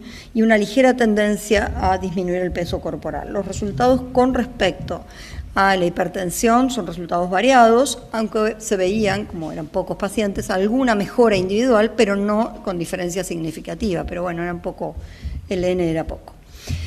Y el perfil de seguridad de las drogas, en este caso, aquí tenemos metirapona, gráfico de abajo, 9 pacientes de 21 presentaron efectos adversos, cefalea leve en 5, mareos en 4, náuseas en 2, y en mifepristone 5 pacientes de 14, de los cuales tuvieron hipopotasemia y fatiga. Un paciente suspendió por síntomas de abstinencia de cortisol sin insuficiencia suprarrenal confirmada, que eso es importante también diferenciar en estos pacientes y cuando reciben esta medicación. Y ahí estaba el grafiquito que buscaba, pensé que estaba en la otra diapo, que a las 6 p.m. la toma de la medicación y a las 10 sí, que eso va a ayudar a restaurar el ritmo de cortisol, el ritmo circadiano. Entonces tenemos señales prometedores, hay alguna evidencia y fuertemente de que tendríamos que intervenir quizás a estos pacientes y para mejorar los parámetros cardiometabólicos, pero aún los cimientos y los estudios y los estudios sí son de baja calidad y pequeños y todavía nos falta, ¿sí? Para poder hacer una recomendación clínica robusta. Pero estamos cambiando el paradigma de observar y no actuar y solo mirarlos, ¿no? Aquí hay que hacer una detección activa, restaurar el ritmo y hacer una intervención. Considerar los inhibidores a dosis bajas si las comorbilidades no se controlan tras la cirugía o si esta no es posible, es una posibilidad y es a lo que uno está apuntando. No nos olvidemos las interacciones que puede haber con los inhibidores de la esteroidogénesis. Una es con respecto al ketoconazol y levoketoconazol, no olvidarnos que requiere un medio ácido, entonces si el paciente toma un antiácido, sí, ahí tenemos que evitar el uso de los supresores de ácido gástrico para que no se altere o reduzca la absorción. La metirapona es la que tiene, en cuanto a las interacciones farmacológicas, son la de mejor utilidad, digamos, la que no tendría tantas interacciones. Y después hay algunas que sí, como los silorostat, que aumentan o reducen el efecto de acuerdo a las drogas. Por ejemplo, acá aumenta el efecto de la droga, los inductores, la rifampicina, carbamazepina y fenitoína. Estos pacientes que tienen cuadros psiquiátricos, que pueden tomar, ¿no?, neurolépticos o medicación psiquiátrica de cualquier otro tipo, hay que ver que no tengan alguna interacción. Nosotros tuvimos recientemente una paciente con ketoconazol y que queríamos darle ketoconazol y realmente la paciente no lo puede recibir, recibe estas drogas y bueno, estamos por usar, por ejemplo, metirapona, que tiene menor interacción, ¿sí? Esa es una posibilidad. Hay unos grafiquitos ahí en ese paper que están muy claros cuáles son las drogas que tienen más o menos interacción con otros fármacos.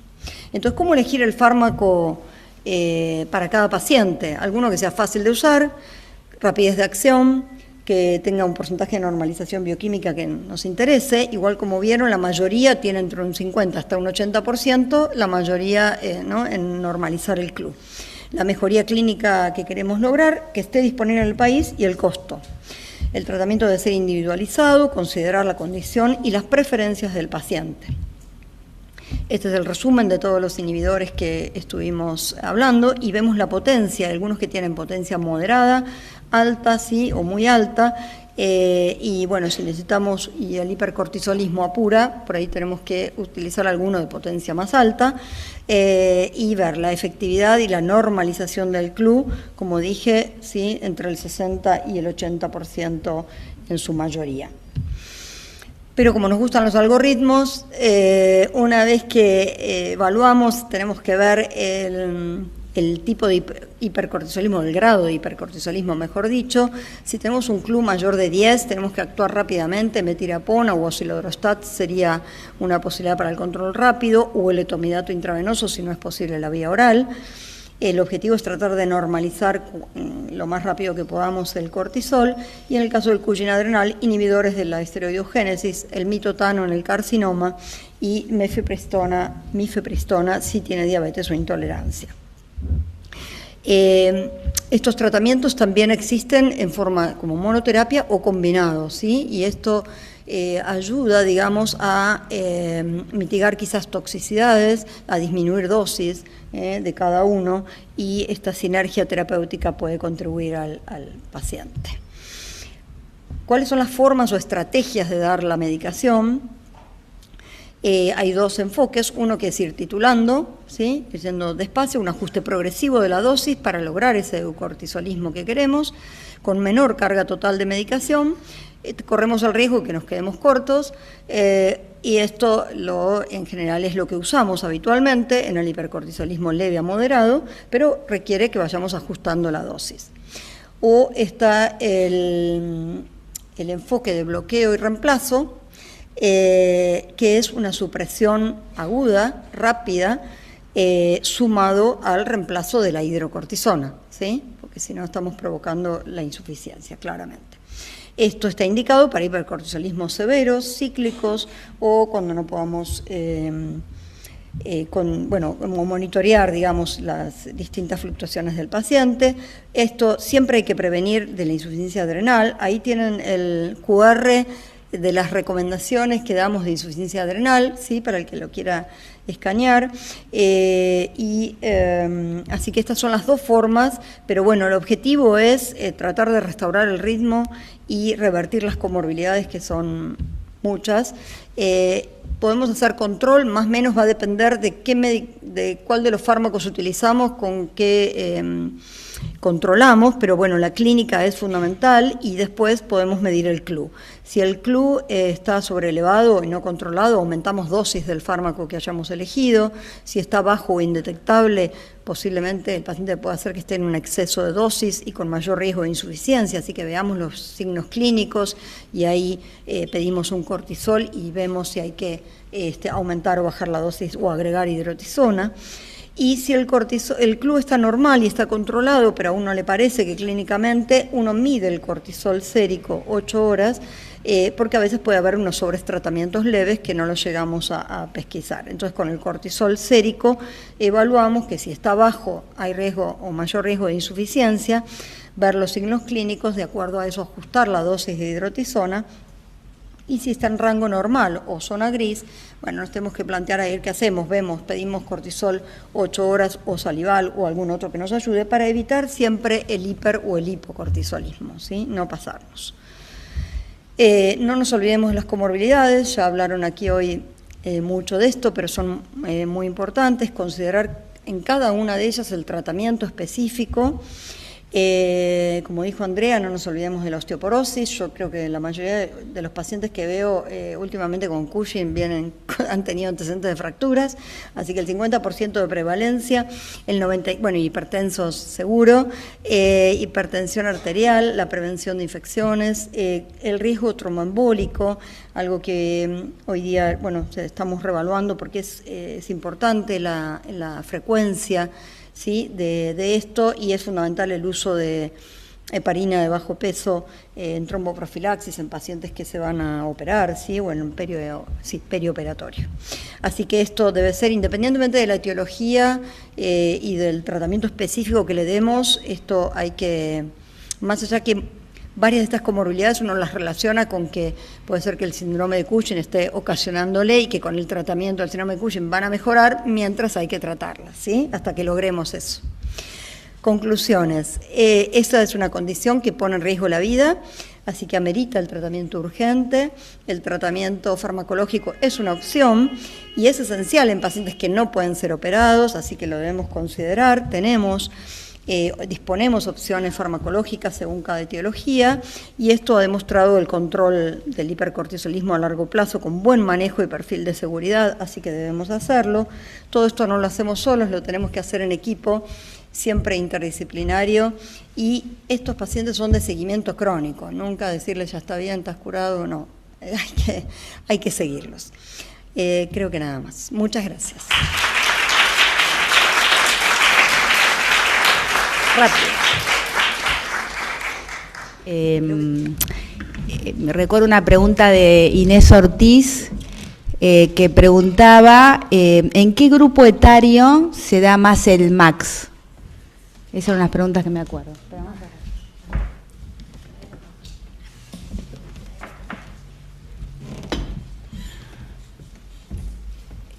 Sí, ¿hay algún grupo etario con el que haya más MAX? O ya la respondo.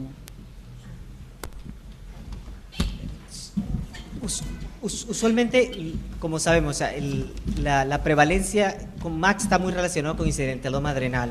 Entonces sabemos que la prevalencia de incidentaloma adrenal va a variar como en 3% cuando tienen 3 a 4% cuando tienen 40 años y puede llegar hasta 10% cuando tienen 80 años. O sea que calculando el MAX va a ser más probable en pacientes con mayor edad porque el incidentaloma adrenal es más prevalente en esa edad. Gracias, muy bien. En esa revisión que yo mostré. Habla ahora. En esa revisión que yo mostré, la última que recién salió de Nobel Prize y Kelsall, ponen que la idea es que sea el 50%, me pareció altísimo a mí, 50% porque los incidentalomas son cada vez más frecuentes y bueno, y que ese es el tema de que vamos a llegar a tener esa población añosa y no se va a poder operar y bueno, entonces hay que buscar una herramienta terapéutica, ¿no? para tratarlos, y decía que era casi 50%. Me pareció muy alto. Que depende del valor de corte, porque si, como dice Ricardo, lo siguen bajando, vamos a tener 90% en cualquier momento. Sí, exacto. Lo que veo es que está pasando lo mismo acá que en lípidos. Vamos a llegar a un punto en donde los lípidos es menos de 10. Lo que vos mencionabas de la presión de la industria, ¿no? Porque digamos, mostramos los trabajos y son trabajos, los dos que mostramos, esponsoreados por la industria, ¿no? Claramente hay una presión en decir, bueno, así como hay que bajar los lípidos, hay que bajar el cortisol, y bueno, y nosotros sabemos, venimos conociendo este tema ya hace rato, y bueno, allá parece que es difícil dejarse presionar. Acá los pacientes son los que nos presionan y nos dicen que quieren que le midamos el cortisol a toda costa. Nosotros nos resistimos, pero igual se convencen a algún otro médico y vienen con el análisis del cortisol y nos lo muestran. Sí, ese sería igual otro escenario, ¿no? Otra puerta de entrada. Un comentario de una como yo que ya tiene muchos años. ¿El Cushing subclínico es el MAX actual o no? Eso. Claro, que ha cambiado la denominación, ¿no? Antes se llamaba Cushing subclínico, después secreción autónoma de cortisol y después secreción autónoma de cortisol leve. Pero la diferencia es que se bajaron también los valores de corte. Igualmente siempre tenemos que seguir nuestro criterio clínico, ¿no? Y bueno, quizás valores, lo que antes era síndrome de Cushing clínicamente significativos, por ejemplo un test de Nugent, más de uno, no sé, de 3, de 4, quizás darle más valor. No quiere decir que en todos hay que tomar una conducta, pero sí ir observando, ¿no? Algo que nos pasa a nosotros es que como MAX no tiene código ICD, no existe todavía porque fue realmente acuñado en 2016 en las guías, después en 2023, entonces hay que poner hipercortisolismo para poner, claro, nosotros más porque siempre tienes que poner un diagnóstico para poder biliar y para poder entonces también mandarle laboratorios, o sea que nosotros ponemos hipercortisolismo porque MAX no existe. Claro, no sería hipercortisolismo leve. A mí me gustó el término que vos mencionás de disrupción del cortisol, ¿no? Como una disrupción porque la verdad es eso, del ritmo, es una disrupción del ritmo más que todo, si uno lo entiende fisiopatológicamente, ¿no? Yo le quiero preguntar a Ricardo, vos mostraste una diapositiva de los no funcionantes y mostrabas que un porcentaje van a MAX. Después, una diapo que decía no funcionantes y después decía MAX, con una flecha que iba. Yo digo, ¿progresan de no funcionantes a MAX para vos? O sea, ¿es no funcionante y después tenemos algunos que pierden el ritmo? ¿Por qué? Porque si tenemos eso, digo, porque la disquisición entre el hipercortisolismo, si es solo otra enfermedad aparte o es un principio del Cushing manifiesto, ¿no? Que vos decías que no y que pareciera ser una entidad separada. Pero digo esto porque uno ve en esa diapo que va del no funcionante al MAX y entonces uno esperaría que después vaya al Cushing. Claro, una de las cosas es que en esa diapositiva es algo provocador, es para decir que, por ejemplo, como teníamos ahora mismo consideramos max más de 1.8, pero ¿será 1.8 o es un poquito menos? No significa que va a progresar, sino que el criterio de ese 1.8 quizás no sea 1.8, sino que sea, no se le dice 1.2. O sea, los verdaderos no funcionantes son no funcionantes y los max son max. Los verdaderos no funcionantes no sabemos todavía cuál es el corte que debería ser. Y ese Araujo Castro puso, por eso ella puso en ese estudio que pequeño, pero puso que menos de 0.9 para ella sería, sí, no funcionante. Pero ella dice que de 0.9 a 1.3 sigue monitorizándolo, porque quizás... Exacto, y de 1.3 a 1.8 mejor monitorearlo todos los años. Pero en el Congreso, las guías no dicen eso, o sea, las guías dicen 1.8. Para los que vamos al Congreso de Puerto Madryn le podemos preguntar a Marta, que va a venir, así que va a dar este tema, pero ya vamos a estar con conocimientos, ¿no? No va a ser algo tan nuevo.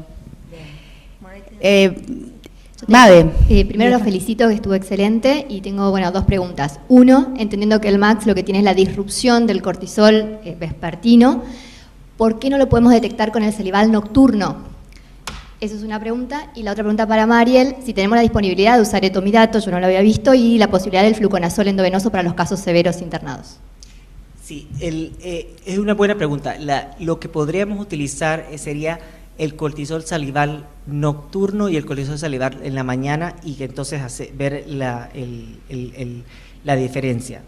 En ese caso sí, pero usualmente nada más hacemos cortisol salival nocturno y no sabemos cuál es el corte que en esa disrupción existe para MAX. Sabemos que hay una disrupción, pero no sabemos cuál es el corte más alto, que si es tan alto que sube más de lo normal. O sea, eso en la gráfica no podemos saber si hay un exceso, sino que es la disrupción del cortisol. Entonces, por eso el cortisol nocturno solo no nos diría mucho. Lo que nos diría más sería si podemos hacer los diurnos de la noche comparado con la mañana y ver en los pacientes normales cómo es y ver en los pacientes con más cómo es.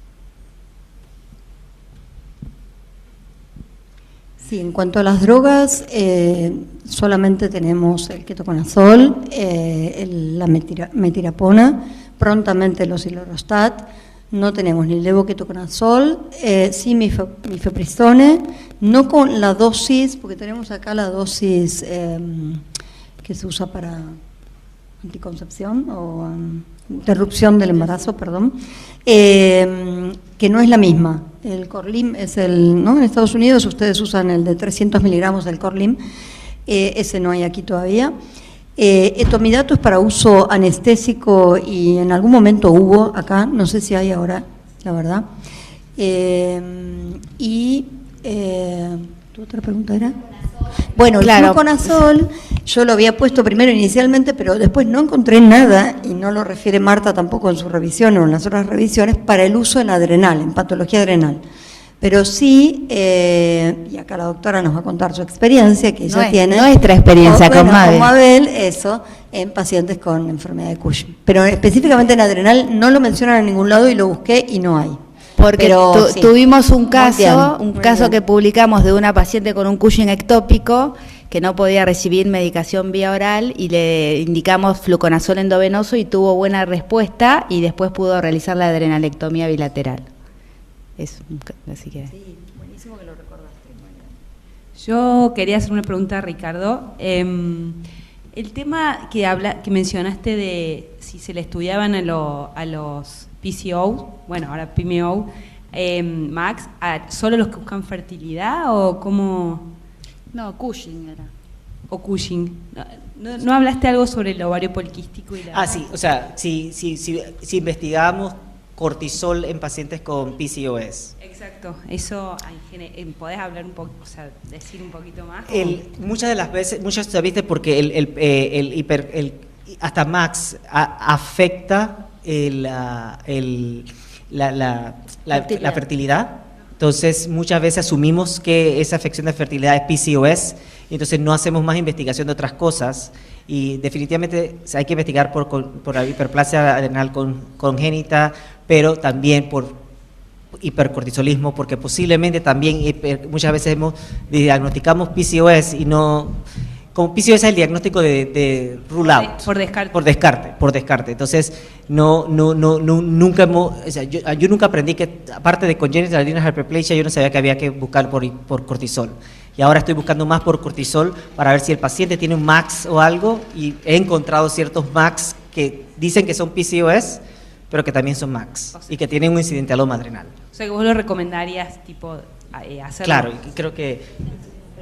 Sería la recomendación de hacer el Nugent. Claro. O sea, la prueba de supresión, porque a veces nosotros pedimos cortisol salival, nos quedamos tranquilos con el cortisol salival vespertino, pero el Nugent en general no lo pedimos entonces es como que sería el test más sensible, ¿sí? Yo le quería preguntar a Ricardo una cosa más. Si cuando ves la prueba de dexametasona, ¿alguna vez evaluaste el gradiente? O sea, ¿cuánto baja con la dexa? O sea, comparando un cortisol basal normal de la mañana o hiposdexa, si eso te sirve para algo. O sea, como que estamos hablando de 1,8, pero ¿desde qué alto baja? ¿Entendés? Ese delta. Sí, no he evaluado el delta. Creo que hay un estudio que evalúa el delta, pero yo creo que te lo voy a buscar, porque creo que hay un estudio que evalúa el delta de uno. Yo siempre ordeno cortisol basal con ACTH y DHEAS basal, y después el del 1 miligramo de dexametasona, y sí, entonces el resultado del 1 miligramo de dexametasona 1.8 más. Sí. Yo pedí el basal, porque al final nosotros hicimos un estudio donde tratábamos de saber la prevalencia de incidentalomas adrenales en la Cleveland Clinic, porque sabemos que la prevalencia varía muchísimo entre todos lados, y queremos saber cuántos pacientes con incidentaloma adrenal tenían MAX. Encontramos 9.900 y algo pacientes con incidentaloma adrenal, y de esos, tratando de basarnos en el diagnóstico como que es hacer 1 miligramo, repetirlo, tener una base de ACTH y una DHAS bajo. ¿Saben cuántos pacientes encontramos que le habían hecho eso en los últimos 24 años? ¿Cuántos? 36. De los 9.960 y pico pacientes. Entonces, nuestra prevalencia de MAX era 0.1%. Cuando sabemos que puede llegar hasta 50%. Entonces tuvimos que relajar un poco el diagnóstico y decir, bueno, solamente que le hayan hecho una prueba de 1 miligramo de dexametasona y que vino anormal, entonces es MAX. Y con eso subimos nuestra prevalencia a 17.5%. Pero lo que pasa es que como ha cambiado tanto la definición nosotros hicimos de 2000 a 2024, hay gente en el 2000, 2001, 2002, la gente no hacía DHS, no hacía ACTH, entonces no podemos tener, yo creo que los mejores estudios van a empezar a salir de ahora en adelante, porque del 2023 es que se vino a hacer, que hay que hacer ACTH, porque no solamente MAX es una prueba normal de dexametasona, tiene que tener una ACTH que algunos consideran menos de 20, otros menos de 15, y una DHES, algunos consideran menos de 60, otros menos de 40, porque si no, muchas veces lo que hemos encontrado es pacientes que tienen Cushing pituitario, que tienen Cushing pituitario y le diagnostican con MAX, y le empiezan mifepristona. Y porque ¿qué pasó? La prueba de dexametasona vino en 2.4, dice, tiene Cushing, tiene MAX, pero cuando le midieron la ACTH estaba en 30 y no le hicieron más nada, y dijeron es MAX, y le empezaron. Claro, hay que confirmar hay la que confirmar, autonomía. correcto. Sí. Vamos a leer dos preguntas de las personas que están online. Sí, leemos una pregunta de Oriana Mateo, que creo que tenemos muchos esta pregunta, y creo que el estudio Catalyst que mostraron nos hace pensar otra cosa, en quiénes vamos a pedir el test de Nugent. Acá Oriana pone, dada la alta prevalencia de obesidad y sus comorbilidades asociadas, diabetes, hipertensión, y teniendo en cuenta que la obesidad es causa de hipercortisolismo no neoplásico, y es difícil distinguir MACs, ¿en qué pacientes pediríamos? O sea, cuando yo veía la presentación de ustedes con respecto a este estudio, es decir, 1/4 de los pacientes que tenían diabetes tenían MACs, entonces, si bien después hiciste la salvedad del sesgo que puede haber ahí, ¿no? Pero de todas maneras, probablemente sea un alto porcentaje. Entonces, ¿en quiénes lo vamos a pedir? ¿Tendríamos que pedirlo en todos los pacientes con síndrome metabólico, con diabetes? ¿En quiénes sí, en quiénes no? ¿Cómo estratificamos este riesgo para decidir el test? Yo quiero escuchar lo que Ricardo tiene para decirnos. Definitivamente, ahora con todos los nuevos estudios y todo eso, yo lo pediría en pacientes que tienen presentaciones anormales o que no están bien controlados. Por ejemplo, un paciente joven con una diabetes que ya le pusiste GLP-1, SGLT2 y todavía está una hemoglobina en 8. Y aparte tiene hipertensión, o sea, los más severos, no en los comunes, no un paciente con diabetes que le empezaste metformina y tiene 6.6 de hemoglobina glicosilada, pero el paciente que tiene como algo anormal o que presentó muy joven o que no es característico de esa edad o que no está siendo adherente al tratamiento, en ese le haría la prueba de 1 miligramo de dexametasona. Que la recomendación de Catalyst es todos los pacientes, ahí yo no sería tan abierto, sería más como los más específicos que son más severos, le haría el 1 miligramo de dexametasona. El gran problema radica le hago el 1 miligramo de dexametasona, encuentro que está abnormal, digamos que la ACTH está baja, la DHS está baja, le hago una CT adrenal y no encuentro nada. Ahora, ¿qué hago con este paciente? Entonces tenemos dos opciones. Uno, quieres tratar, a mí me enseñaron que yo tengo que tratar un diagnóstico, pero en ese no tengo un diagnóstico, tengo un hipercortisolismo no neoplástico. Yo sé que si le doy un medicamento para el cortisol va a mejorar, pero no estoy tratando un diagnóstico. O sea, yo lo que hago en esos casos es que trato el dismetabolismo. O sea, aumento la dosis de medicamento para la diabetes, para la presión y eso. Sí, es diferente si tiene un incidentaloma adrenal, porque eso ya es MAC. Pero ahora mismo el hipercortisolismo no neoplástico es el gran dilema. ¿Qué hacemos con esos pacientes que no encuentras nada? Y en el Catalyst era 25%, el 75% no tenían nada en la adrenal. Entonces, tampoco podemos decirle, no tiene nada en la adrenal, pero dale mifepristona para que mejore la diabetes. Una pregunta, ¿estos pacientes inhiben con una dosis más alta de dexametasona? El estudio que hizo Irina, que comparó, porque nosotros repetimos el dexametasona, pero o sea, usualmente yo empezaba a decir, yo daba 1 miligramo y la repetición era 2 miligramos. Bill Young daba 1 miligramo y la repetición de 8 miligramos. Pero se compararon en un estudio multicéntrico en que si tú dabas 1 miligramo y repetías con 1 miligramo, 1 miligramo y repetías con 2 miligramos, 1 miligramo y repetías con 8 miligramos, no hay diferencia. No hay diferencia. Si inhibe con cualquiera, si tú lo hiciste la primera vez y no inhibió y la segunda vez inhibió, inhibió. Claro, por eso me parece importante en estos casos como confirmar la autonomía quizás con dosis más altas antes de embarcarte en un diagnóstico. El estudio no demostró que había que, o sea, tú podrías con cuando compararon 1 con 1, 1 con 2, 1 con 8, no hubo diferencia porque había la teoría de que en los pacientes obesos la dexametasona podía quedarse en el tejido adiposo y entonces no iba.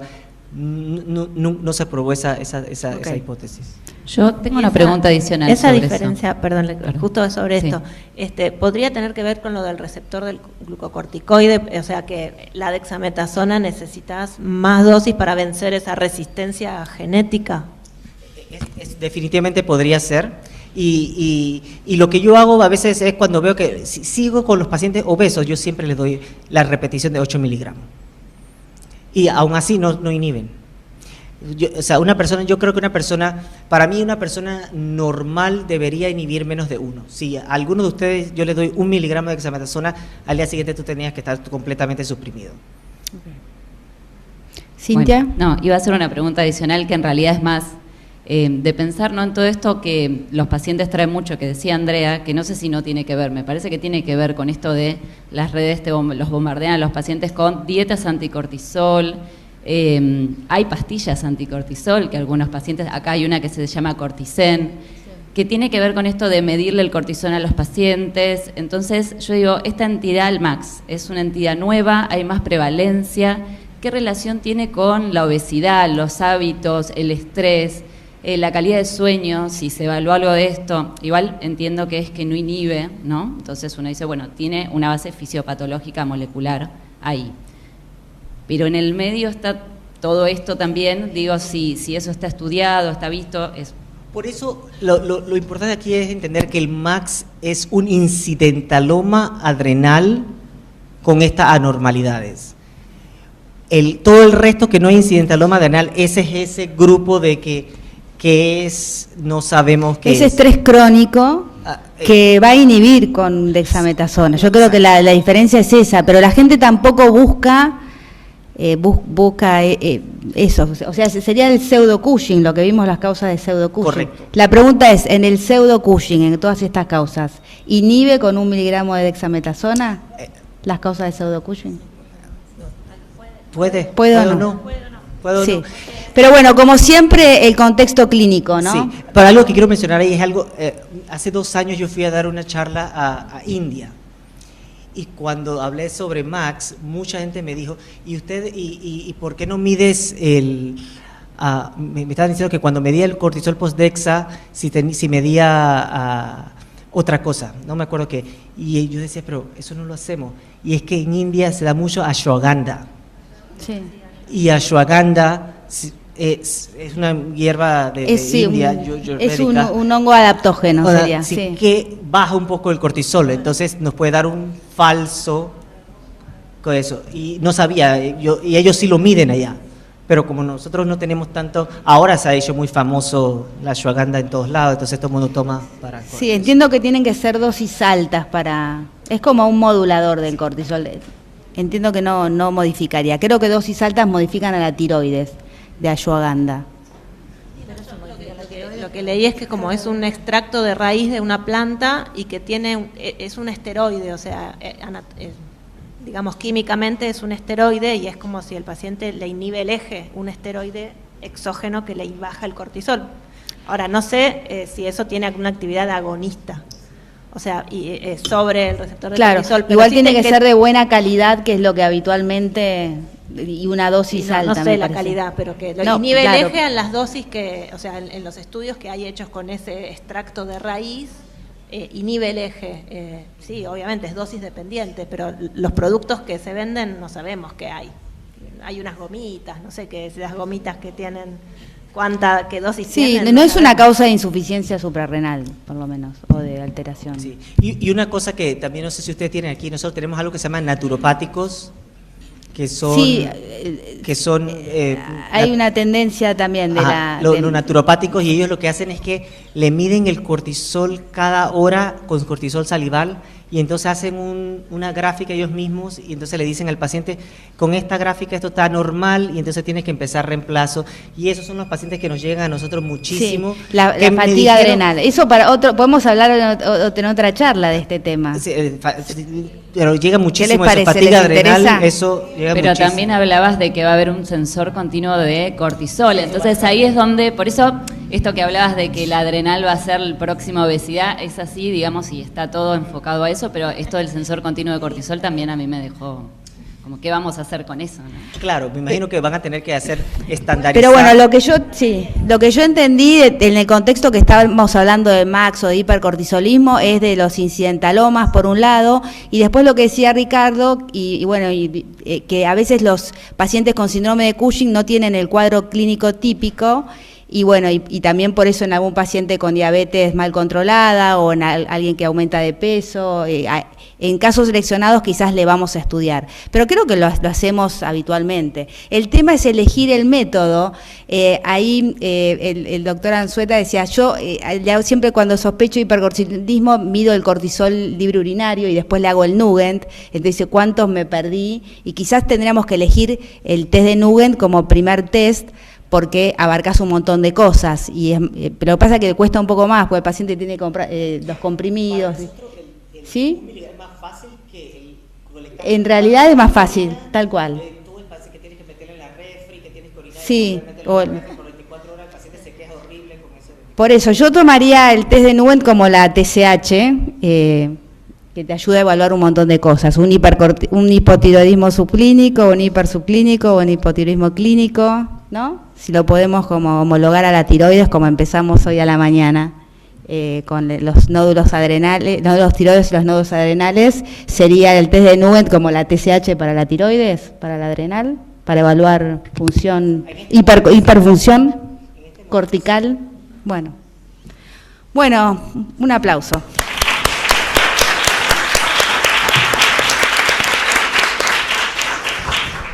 Bueno, muchas gracias a todos. Por suerte nos vemos mañana.